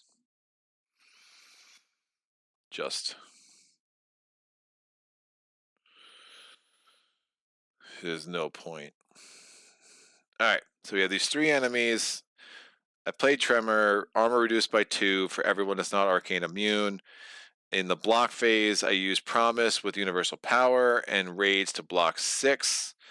I didn't use the cumbersome thing here at all, so that's going to be 11 points of damage. My armor is 4, so that's going to be 2.75 wounds, which rounds up to 3. And then I assign the Shadow's attack to the Ultimate Mages, so he absorbs that, no harm, no foul. In the melee phase, I use the red. I got a red and a green from the Ultimate Mages. The green I use for Tremor, so everyone has armor reduced by 2, except for the Shadow. I got a red. I'm going to use Intimidate for attack 7. I'm going to use Cold Swordsmanship. That is attack 9. Since his armor is only a 4 and his armor is only a 4, that's enough to kill both of these guys. So they're out. And I do not believe I can get to attack 8 in order to kill Shadow. And he was not blocked, it was absorbed. So that's very different. We still have this blue, which is just wasted. Which is fine. Blue. Yeah, I already used Universal Power, so I can't use that again. I have my scouts, I have my peasants. That's the best I'm doing. So, blue goes away, I get kicked out here. Shadow is like, hi, I'm the only one left. These go away, clean this up. I still have the Bow of Stars on in concentration in my hand. Now, with the joy of 3 more wounds. Shadow. Oh, I should have a bunch of... I'm just going to put any old shields on here. I've killed 6 enemies so far. And why am I blowing up? Nope. And 4 wounds in my hand. Intimidate's out. Rage is out. Rerolling this die. It's blue. Tremor's out. This is out. This is over here. And the March was out too. Great. I draw to my hand limit, which is still. Oh, I got Fame. I get 12 Fame. 12 Fame gets me to 72 to 84, which means my hand limit is now 7, which means I draw 1 more card. It's a wound. It's a wound. All right. Goldix goes. It's a yellow, a green, a white, a green, and a blue. 1 more card, so 12 left. We have seen 2 of the 4 greens. My turn. I'm going to rest. I'm going to discard the Bow of Stars. Dawn. Nope. Yep. Nope. Maybe. I don't know. I'll discard. Yeah, the Bow of Stars Dawn. And 5 wounds. Drawing at my hand limit, which is 7. Ice Bolt. Tranquility. Tempo. Steady tempo. Swiftness. Cold toughness. And swiftness. 3, 4, 5, 6, 7. That's 7. How many wounds are 1, 2, 3, 4, 5? Yeah, I got a bunch more wounds in here, so I'll hold on to Tranquility, try to heal 2. Goldix's turn. 1, 2, 3. It's a blue. It's a green. There's only 1 more green left in that deck, so that's been lucky. There's a good chance he can go through all of these next turn. Nope, he can't. All right, so we're feeling pretty good about that. My turn. We're moving 2. We're entering. Lose a reputation. We're already at X. We're assigning. Nope, these go out. Assigning the wound, assigning the damage from Shadow there. Now I need 8 points of attack. So this is 2. This is 5. And we're holding on to this and this. And probably don't need this, so I'll use this in a white. So that's what's happening. 8 points of attack. This stays here. Great. I can use this white. Oh, perfect. I use the blue die from the source. I use 1 of my white crystals. And I use a blue die from the source for Ice Bolt. So that's 3, 4, 5, 6, 7, 8. That's enough to kill Shadow. Again, he is elusive. Since I did not block him, I needed a full 8. He's dead. 4 Fame, 84 to 88. I am now the proud owner of a blue-red city. Huzzah. So if I was in a place where I could actually recruit something, that would be a nice 7 points of assistance for the endeavor, but I am not. This goes here. I reroll this. It's blue. Die rolling continues to be amazing for me. So these 4 cards are still in my hands with Concentration, Tranquility, Cold Toughness, and Steady Tempo. I draw to my hand limit, which is 7.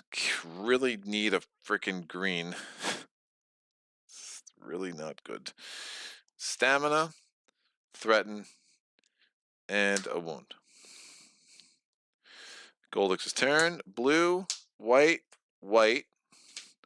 So he, no matter what happens next turn, he is declaring it around. So I have this turn, next turn, and the turn after that. So I have 3 turns. Huzzah. I'm going to use this blue to move with steady tempo. Probably not getting a green, so I'm just going to use Tranquility now. Oh, this goes away. Tranquility now to heal this wound. That's move 4 from steady tempo. It's only 3 to go through the forest, but it's a bunch to go through this desert because it's the middle of the day and it's hot. So that's move 8. And I'm going to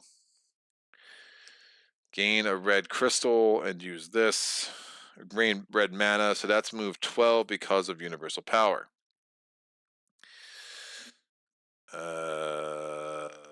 And I'll use Cold Toughness sideways to get move 13. So that gets me 3, blah, blah, monastery. Oh, wait. Maybe I don't use Cold Toughness sideways. I will use the peasants. No.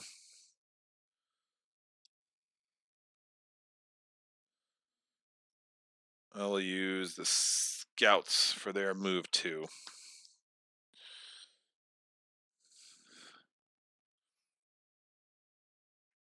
So that's move 4. Oh, I'm gonna get that back.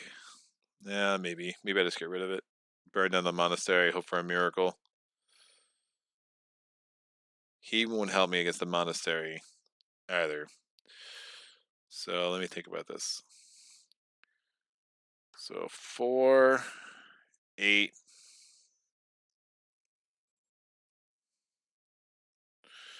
4, 8.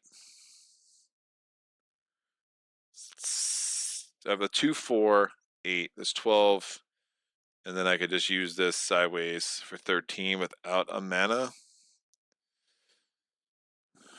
Yeah, so 4, 8, 9, 10, 11, 12, 13 gets me there because it's 3, and then going to the very hot desert in the middle of the day. I'm not going to put Steady Tempo back on top of my deck. We're just going to get rid of it. We draw up to my hand limit of 7 cards. Oh, blue again. It's amazing. Wound. Sapphire Ring. Stamina. Mana draw. And wound. Woof. That is a dearth of attack. But we have ways. Goldix, 2 and 3. It's a red. He declares end of round next turn. I'm entering the monastery. I'm already down there. Mage Tower. Let's see what's up. It's Fire Mages. Ice Block is amazing. So I'm going to use a Sapphire Ring. Get a Fame. I get a blue crystal and a blue mana. Using the mana here, Ice Block sufficiently blocks him. Now I do 5 points of attack. I'm going to use... Well, no, I can use the blue here for attack. Nope. I'll use the blue here for attack 3 with this. And then this is attack 5. I've killed the fire mages. He had fire resistance, but that's fine. He was totally blocked with the ice block 5 +1. That's efficient against the fire attack. That gives me 5 points of fame. That gets me to 94. This goes away. Out. Done. Reroll. It's a gold. These come back. Universal power and cold swordsmanship has been for a hero for the win. So I still have a stamina and a concentration, right?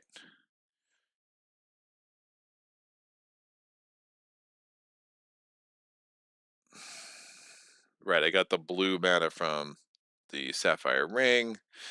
This sideways with a die and then cold swordsmanship. Excellent. Get my reward. Artifact in it. Ooh. Amulet of the Sun. Gain a gold mana token. Play during the night. Forest have their move cost reduced to 3. Amulet of Darkness. That could be... Well, I'm not going through any deserts, it seems.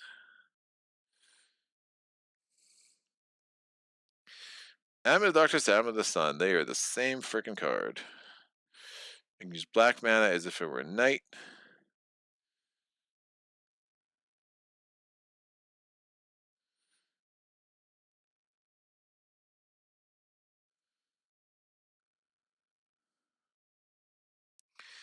I'll take the Amulet of the Darkness there, because why not? So we burn down another monastery. And I get 5 more cards. Amulet of Darkness, Blood of the Ancients, Rage, March, and Instinct. 1, 2. Oh, wait. No. I had 2 wounds on my hand. Can't just make those go away. That would be cheating. Alright, Goldfish declares end of round. It's my last turn, so I did not get Instinct or March. But I do. What the heck is the monster den? Again, it's 2. Nope, monster spawning grounds, an artifact and 3 crystals. I do not have enough to take on 2 monsters, I don't think. Yeah, I really don't love these.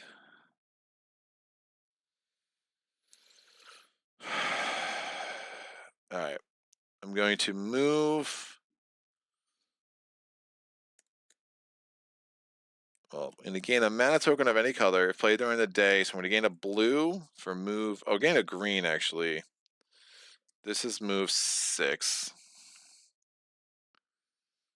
Deserts have their cost reduced to 3. Moving 1, 2, 3. 2 more points of movement to put this on the board. It's another spawning grounds. You get a Draconum down here.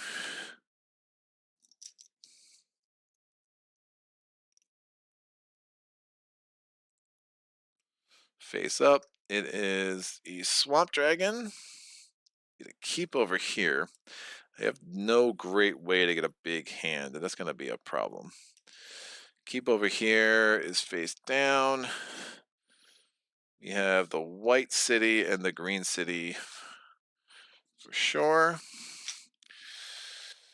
And that means we're going to have these 2 assortment of enemies to deal with. I'm not going to pay a wound to get a card. It doesn't make any sense. So I have 1 more point of movement left. I'll go here so I can reveal what's there.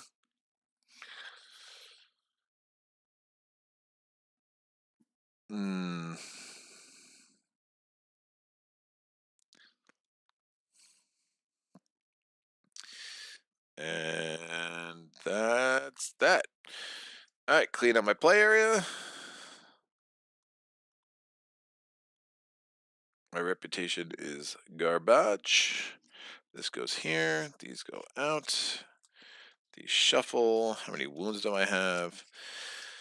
I believe I had 6 going in. I got 3 and healed 1, so 8 wounds in my hand. 1, 2, 3, 4, 5, 6, 7. No, I healed 2. I healed 2. So I have 7 wounds in my deck. I started with 6, added 1 more. Remember to actually flip your tokens over, Greg. This should go in my hand too. And I'll take these 2.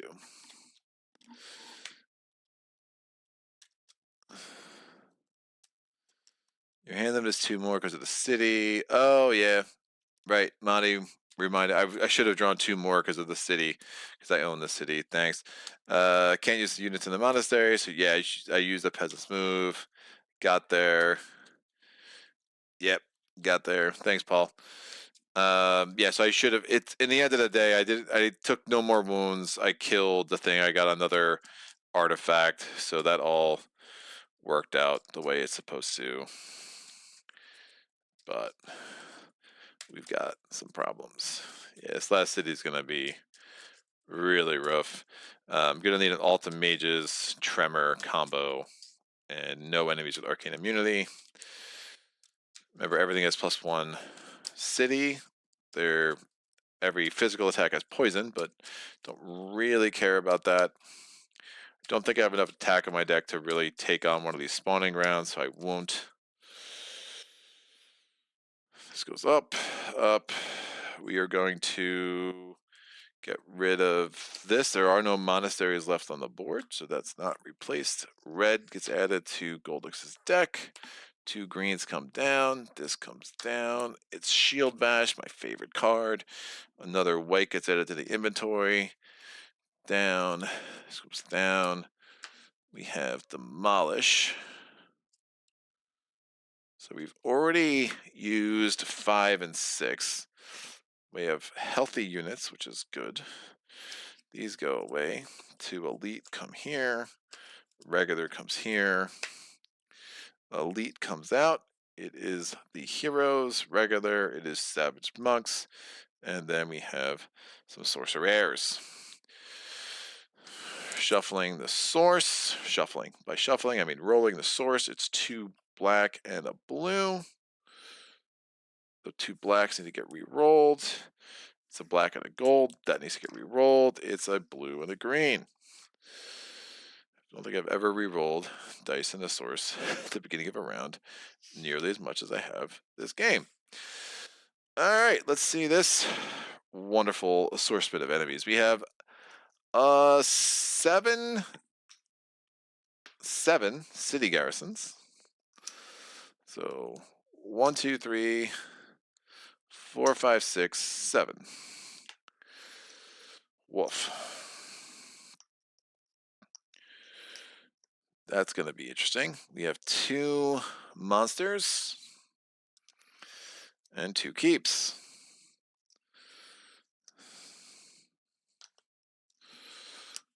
And 2 keeps. 1 keep. It's like 2, it's just different. So 10 enemies total. So we have the Utum Guardsman, we have Medusa, we have another Shadow, we have the Amotep Freezers, we have 3 of them, holy cow, Delphana Masters, the Grim Legionnaires, Alta Mages, and then the Fire Catapults. Cannot be fortified, but Arcane Immune. Both of those are fortified. He's fortified, so he can't be siege attacked. I do not think I have what it takes to get this done. That and that, especially with the extra things. 1, 2, 3, 4, 5, 6, 7, 8, 9, 10, 11, 12, 13, 14, 15, 16, 17, 18, 19, 20, 21. Yeah, I really don't love this unit offer. Never had great opportunities. Got a lot of artifacts, but not a great opportunities for spells, the way this thing kind of played out. And then, of course, the last city was at the bottom of the deck. Now, it did allow me to get up to that monastery. I'm not sure if that was ultimately the right move, as I kind of think it back.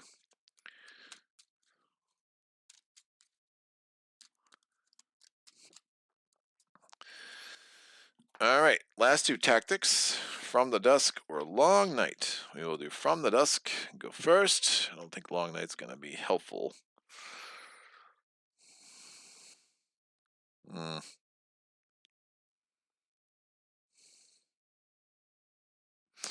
Yeah, I just think it makes more sense to go first than try to get lucky with Long Night. So 7 cards.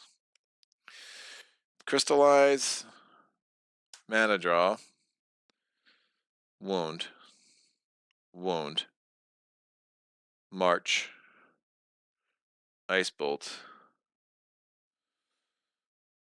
threat, intimidate.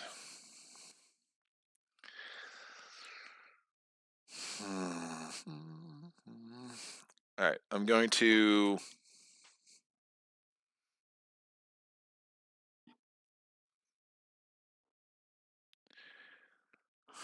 definitely need to get Tremor out. I'm going to heal 2.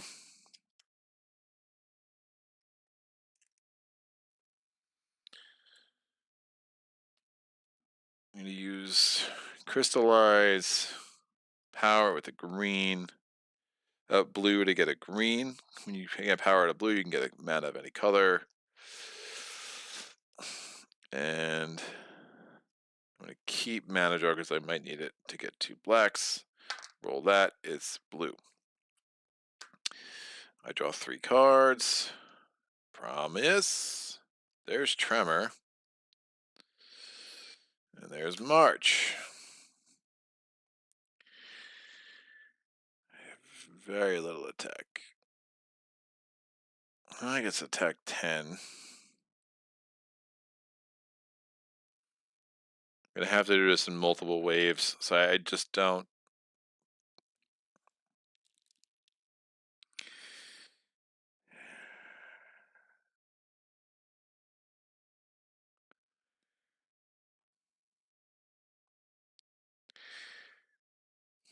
All my ranged attack becomes siege attack. I'm not getting a big hand. This might be my best bet.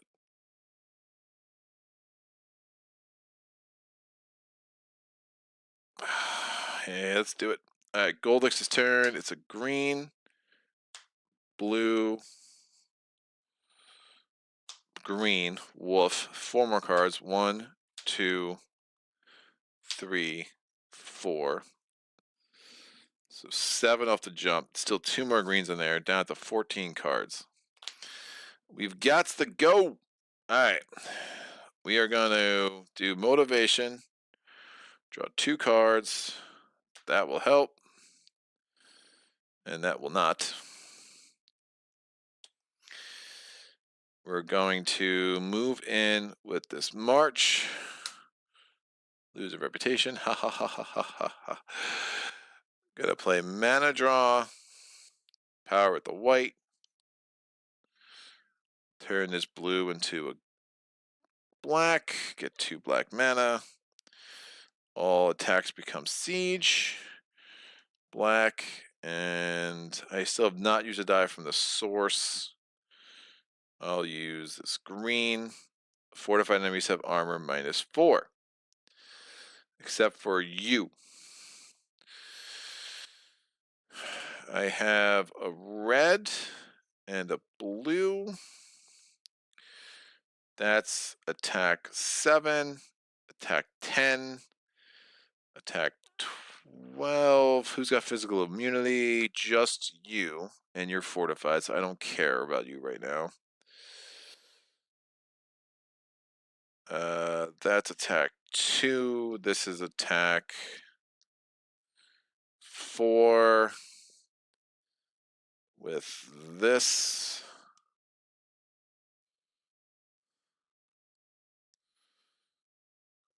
And this 1 wound is useless. And then we have this could be attack 1, because why not? Cumbersome's not going to help. And this is attack 2. So everything is effectively -3, because it's +1, -3. If I'm getting knocked out, it doesn't matter anyway. So let's go for the biggies. So this is 5. He's got arcane immunity, so forget him. A 5, 8. Wait. 3 plus 5 plus 4 is 5 plus 4. 5 plus 4 is 9. Plus 4 is 13. Plus 4 is 17. This is 7.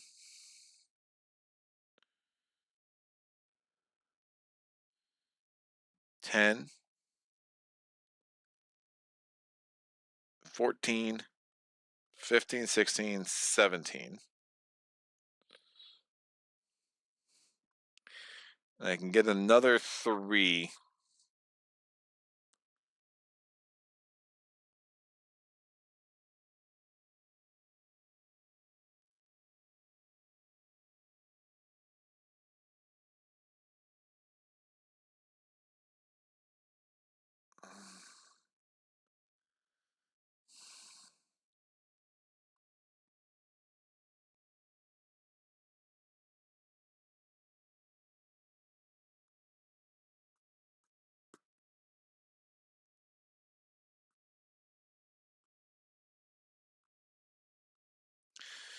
Attack 2, I'll kill Medusa.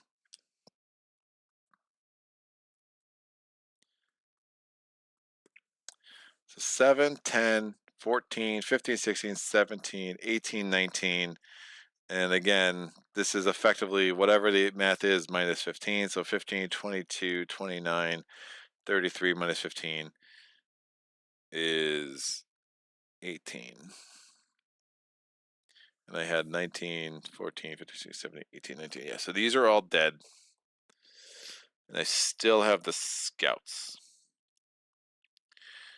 Don't see a world in which I'm not knocked out.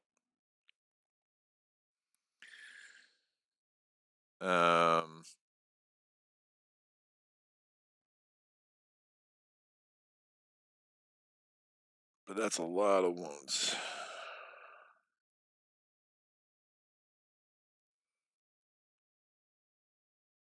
So if I had the ability to rest next turn, of course if I pull a wound, that's not going to be helpful. I'm going to level up, so I could take Goldix's Motivation, which is probably the right play. Yeah, I draw 2, get a green. So I don't care if I'm knocked out. So we're going to get 3 wounds from the Grim Legionnaires. Shadow, I'm not going to assign the damage in. I'm just going to take all the wounds. Another wound, 2 wounds, 2 wounds. I get how many wounds to my discard pile? 1, 2, 3, 4, 5, 6, and 7 wounds to my discard pile because of the poison. These are all in my hand. Again, only the physical attacks got to my discard pile. I clean up my play area. This goes away. This comes back. I re-roll this green. It's a green. It's happening a lot. These 2 blacks go away. This white goes away. This does not get re-rolled. It stays black.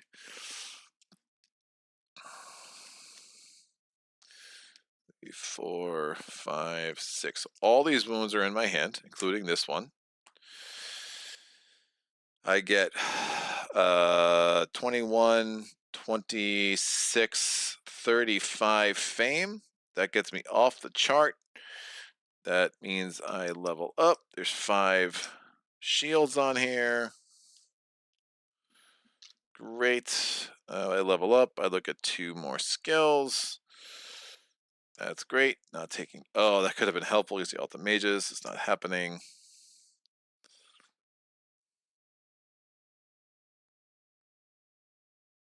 Right, because I had to do siege attacks. And, yeah.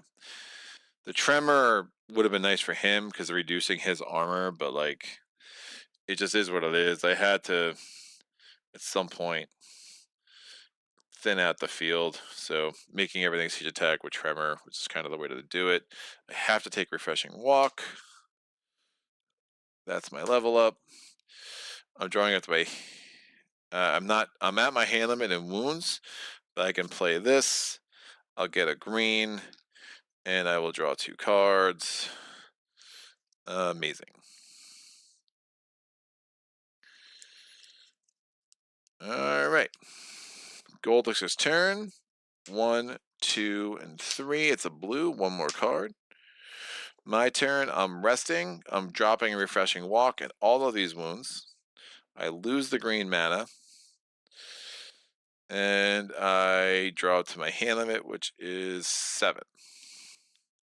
Bow of Starsdawn, Cold Toughness, Amulet of Darkness, Tranquility, Swiftness, and a wound.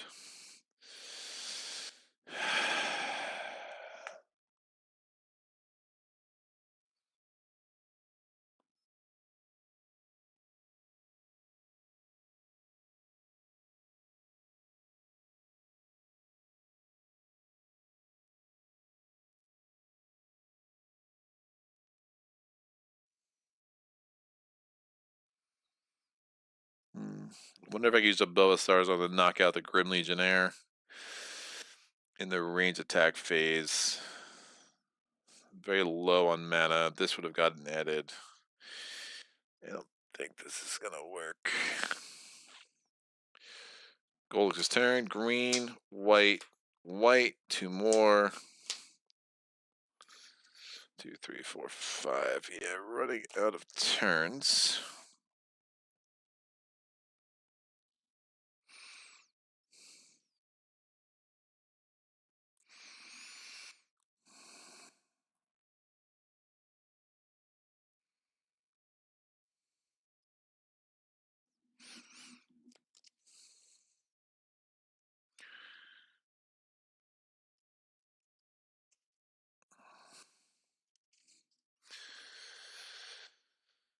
Her.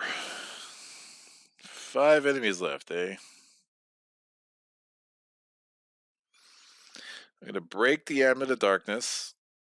I'm gonna get a green, a red, and a white.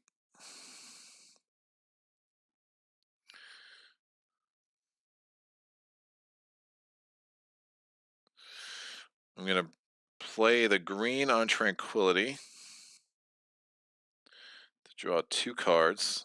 Again, I broke the Amulet, which just means I can use gold if it was day. No, I can use black as if it was night, even if it was day, but it's obviously not. So 2 more cards. Steady Tempo is not useful. Blood of the Ancients, also not useful.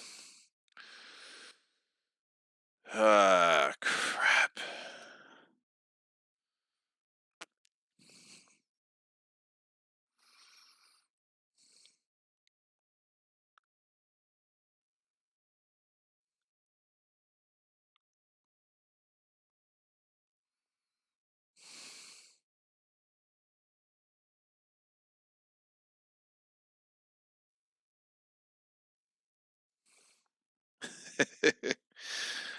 Oh, that's really gross.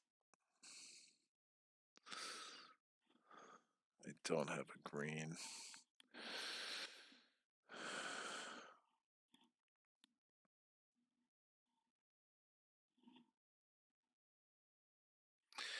It's funny. I had like this thing with Blood of the Ancients where I could have potentially gone ambush, made this a range attack 5, but everything's armor is up 1.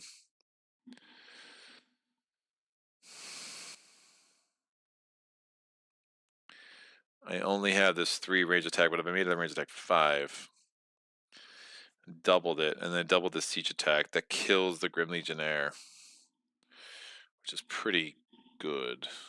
With just 3 cards. But I don't see how that's gonna matter.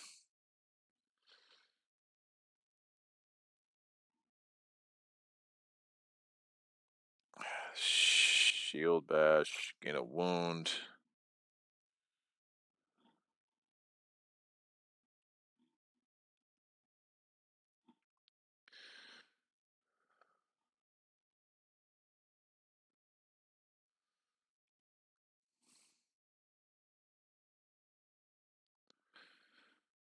Needed.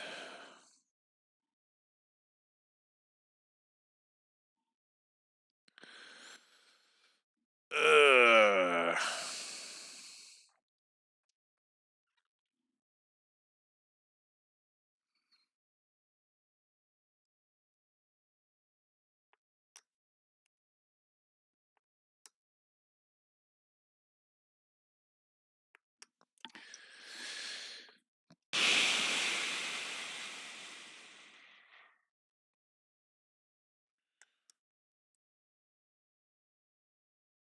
Yeah, I needed my other swiftness. I needed my other swiftness. I have 3 of Gold Elixir skills. That's gotta be right.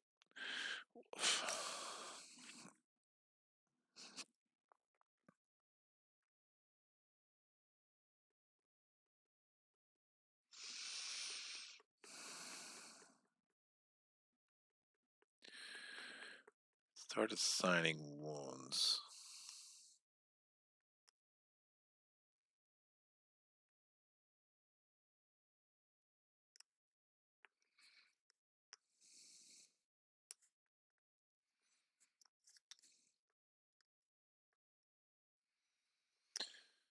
Two, 4, 7, 8. Shit.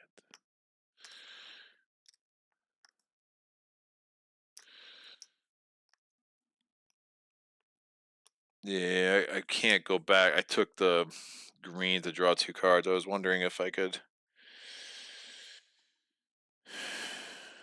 get rid of the red, get another green. I had a green card in my hand.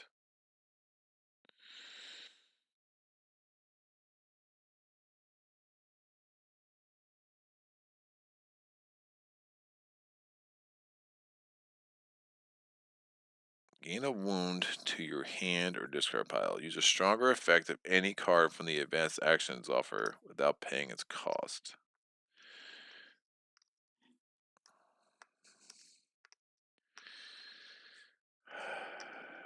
I think that makes sense. Alright, so I'm going to spend the red, gain a wound to my discard pile. Don't know if that counts as the wounds I get this turn. No, I think it's wounds to your hand, so I don't think that's going to count for purpose of getting knocked out. I'm going to use the ambush. Yeah, this will work. I'm going to use ambush, so we move in, and then I'm going to have use a stronger at any. My first attack is going to be this range attack 3. That becomes a range attack 5 with the ambush. Now it stays in the unit offer. I'm going to break the bow stars on. I'm going to double that 5 to a 10. And I can also double my siege attack, but they come range attack. So now I have a range attack 12, which is enough to kill the Grim Legionnaire, even with the +1. So he's super dead. Yeesh. We now. So this is used. Those 3 are used. We still have cold swordsmanship and some stuff. So, how many wounds is this? Is a good question. I can assign this damage here. 2 wounds from the catapult. Oh, and that's a poison, so he gets a second wound on him.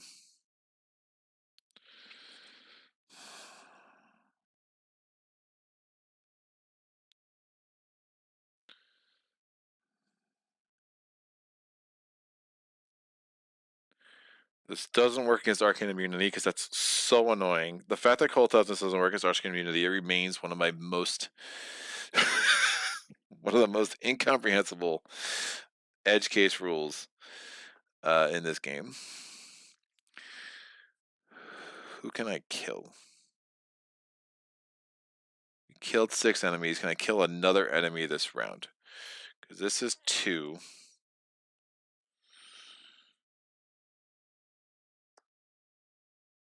2, 4.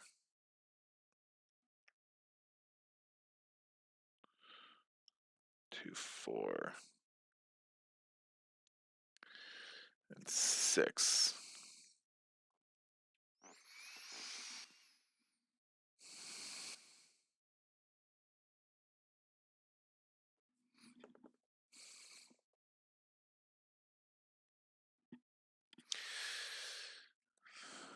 Then I could block.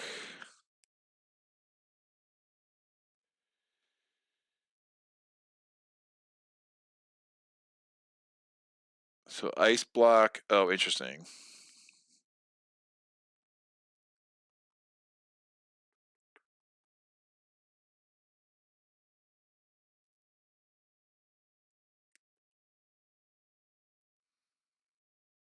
If I assign this attack here.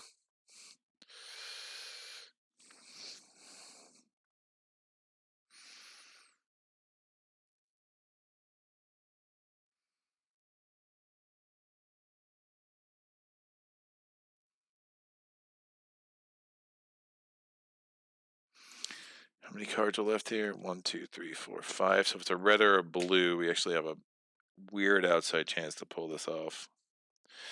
This is still going to be 16 points of attack. Oh, I need 8 points of attack for him. So wait, that's 4, 5, 6, 7, 8. So that works anyway.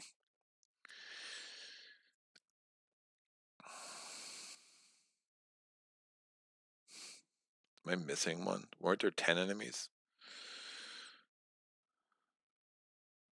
I killed 5.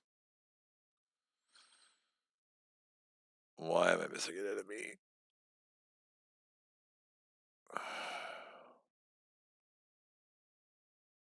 Right, he's still alive too.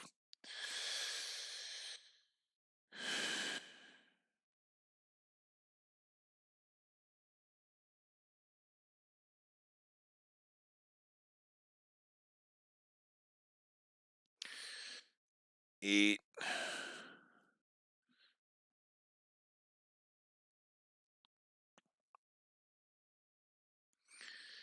Do I keep Cold Toughness in my hand?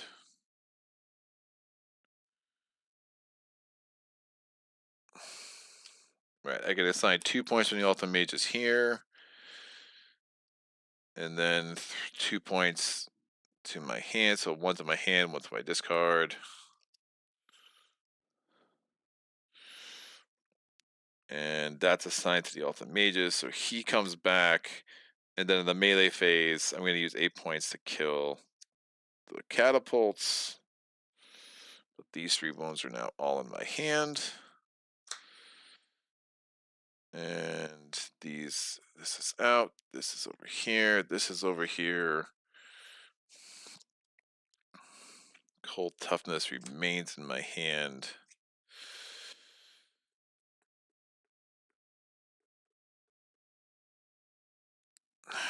That's probably dumb.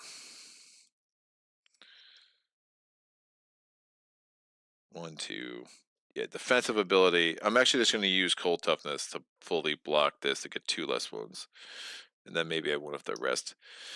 So 2 less wounds. So only 2 wounds to my... Only 1 wound came to my hand. It was half from the Ultimate Mage's attack. Shadow's damage was assigned there. And then I had a wound assigned to each of my other 2 units with another wound because of the poison. So Cold Toughness was also used. So all the cards in my hand are out. And I have 2 wounds left. I'm going to get 15 fame, which does nothing for me because I'm already fully leveled up. These come out, these come down. I draw 5 more cards. And we have 3 more enemies, so I just killed 2. Boop. Alright. 5 more cards. I re-roll this blue. It's a green. That's probably not great. Sapphire ring. A wound. A wound. Threaten. Concentration. 1, 2, 3, 4, 5, 6, and 7. I'm back here. Again, I moved in because of ambush. Yeesh. Not looking good. Goldix 1, 2, and 3. It's a blue.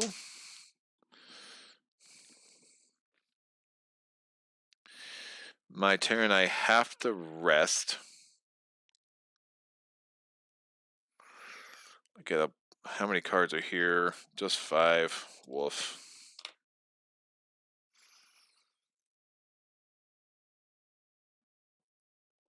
I don't have a movement in.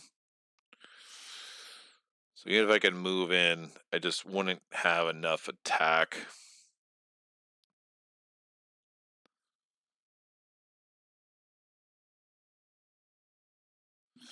Yeah, if I was gonna rest anyway.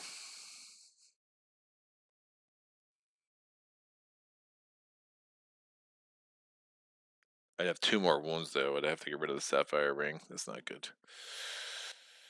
That's not good. Because I was thinking if I have this cold swordsmanship, but I still need attack 5. Even if I maximize universal power, that's attack 6. He needs 8. He needs 8. He needs 9. The question is, should I have kept cold toughness to try to do against something with like a shadow? But remember, cold toughness is really neutered against shadow, and I can keep assigning a shadow's wound to ultimate mages, so that helps. So I'm going to hold on to the sapphire ring. I'm going to rest, get rid of these 4 wounds, hold on to concentration. 1, 2, 3, 4, and 5. Goldix's turn. He's going to declare end around next turn, so I have essentially 2 turns left to do this in, and I'm not getting any more cards though. So good luck with that. Long Night actually could have been helpful, but remember he would have gone first, so that's like another thing where it really wouldn't have mattered. But I'm gonna move 2. I go in. We get here. We have no range attack. I can get unlimited blue and black, which doesn't seem worth it. But we know that here's attack 6, 8. We're assigning that wound here.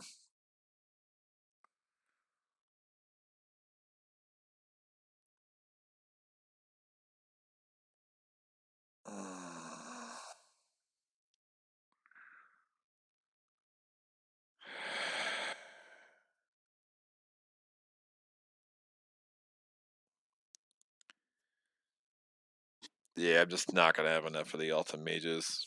There's just no way. There is no way.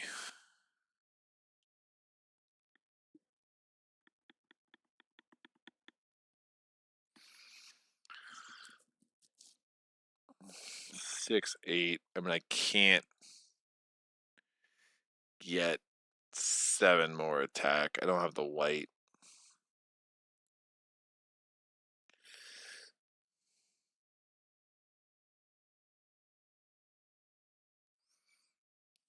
So we'll take the 3 wounds, 3 to my discard pile. Doesn't knock me out. Assign the shadows damage to the Ultimate Mages. This guy's out. 3 more fame. Doesn't matter. 2 enemies left.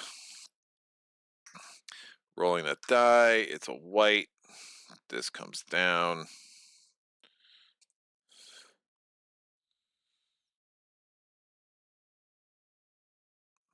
Is there any way to use that mana? And probably not.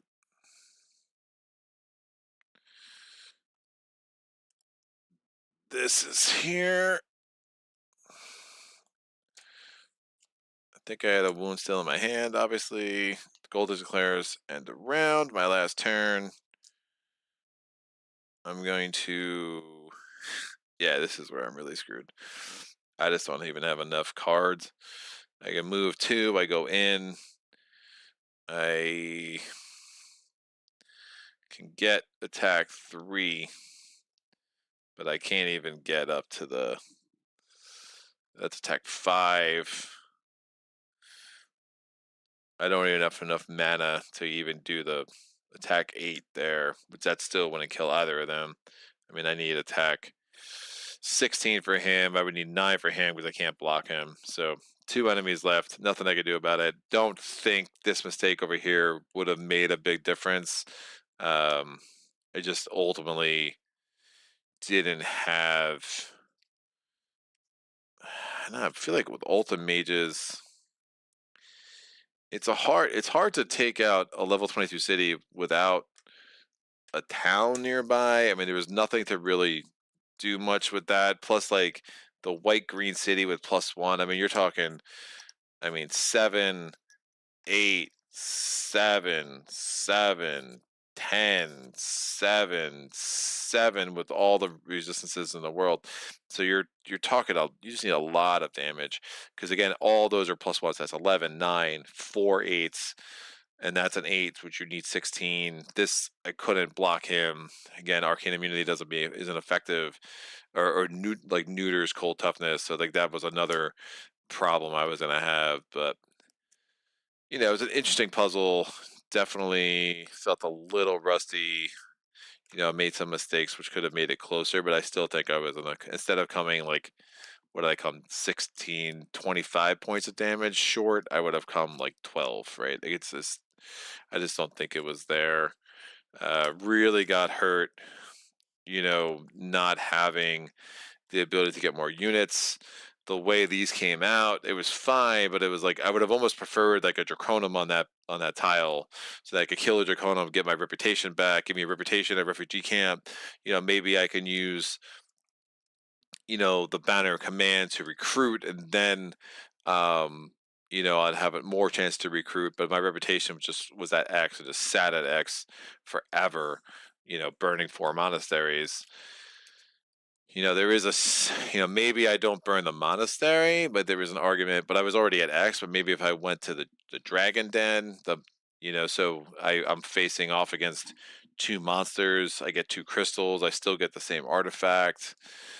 it would have been a different game had I taken that Horn of Wrath too, for sure. But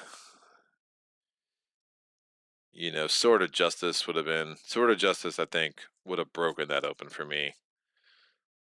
It's probably the only artifact that wins me that game.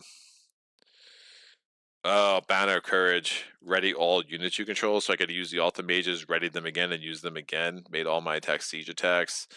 That's an interesting combo.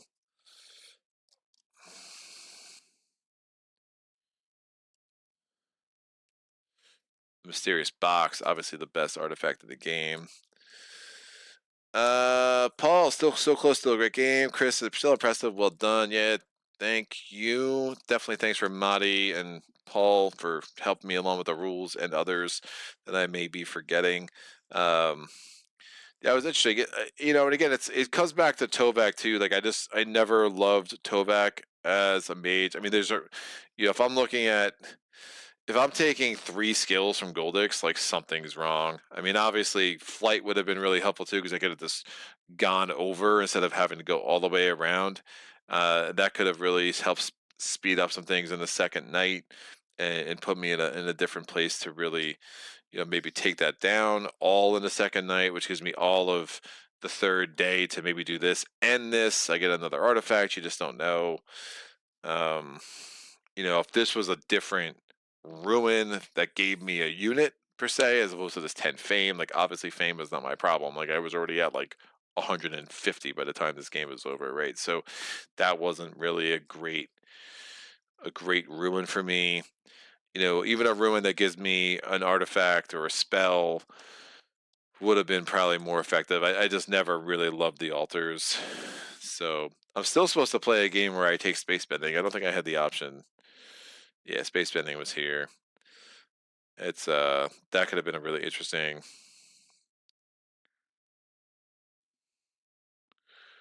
back in your hand.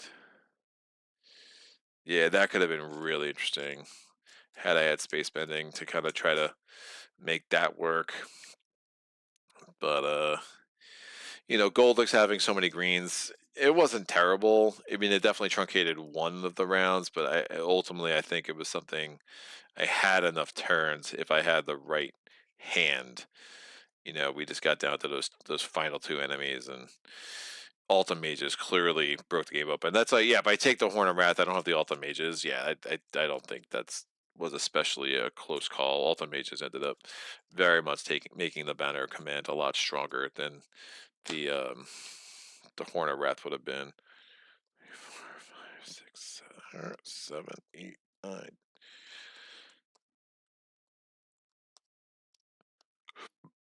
13, 14, 15, and 16. Yeah, it was weird. It was a weird game. It was strange to I'm taking 3 units, three. Had the skills come out differently. Look, had the skills come out differently, and you end up with something like this. Just the order that they came out. It kind of led me to like. I took motivation to cold swordsmanship, and then I was kind of like, Goldix, Goldix again, Goldix again. But yeah, I think there's something about Tovak. I would love to play competitively with Tovak at some point, or see somebody play competitively with Tovak, because it does seem like that's where he would really shine, just from what I understand of the competitive rules. But I just solo, I still find him kind of the weakest of the mages, and I think that's going to make this challenge really, really hard. I mean, in the difference between 1228 and 1128 cannot be overstated. That 1128, 1228, adding the effects of 2 different cities right off the bat on your very first city combat. That's a really rough situation to be in. So, I do think that's a good challenge, and it's something I'll try to revisit at some point in the future. Madi, though, I'm hoping to get your fan made scenario on here soon for sure. The Ultimate Guardian in White City is just awful. Yeah, it's pretty bad. Yes, you had the sort of justice breaking in and ignoring physical resistance could do the trick. Yeah, that would have been nice. But then, I mean, again, the Ultimate Mages were very strong. Obviously, the Bow of Stars Dawn is very strong. So I had some decent cards, some decent pulls. It wasn't, the unit offer early wasn't great. I mean, the scouts came in huge, make no mistake, but having a chance to get someone better than the peasants might have been helpful. Again, had I been able to get like the savage monks or something like that, I think that could have been really, helpful, just kind of making things a little bit more efficient. But again, when I was 25 points of damage away and I threw my entire deck at it, like, it's hard to imagine I could have done much more. Um, I did keep running out of mana too, so that became a problem for sure. So, what did I killed this, and this, and this. Right, and they just Altum, yeah, he's not being touched. Yeah, that's rough. And then I had another guy who couldn't be defeated by C in the who was double fortified. Right, I had so those are literally only 5 I could have killed with that Tremor Altum Guardians combination for sure. So, but that at least you have 4 monasteries. I think that's your record. That probably is my record, buddy. I don't know. Satchet probably has a chart somewhere. You can go ask him. But this was cool. Always good to get back to Mage Knight. I will be back before too long for sure. I do need to start getting through some of the Spirit Island stuff, especially with Nature Incarnate. Yeah, I got through a lot of the review copies. Expeditions is probably the next one that's really begging to be revealed. And Maximum Apocalypse. Right. I definitely need to learn Maximum Apocalypse. So stay tuned for that. But other than that, we're pretty good in things I need to get featured on this channel sooner rather than later. But any questions, comments, epiphanies, please put them in the comment section below. I'll get back to you slower than I used to, but I will still get back to you for sure. And thanks for a lively chat on this beautiful Saturday. Hope everyone's having an amazing weekend as we start the new year together. And until next time, happy gaming. Solo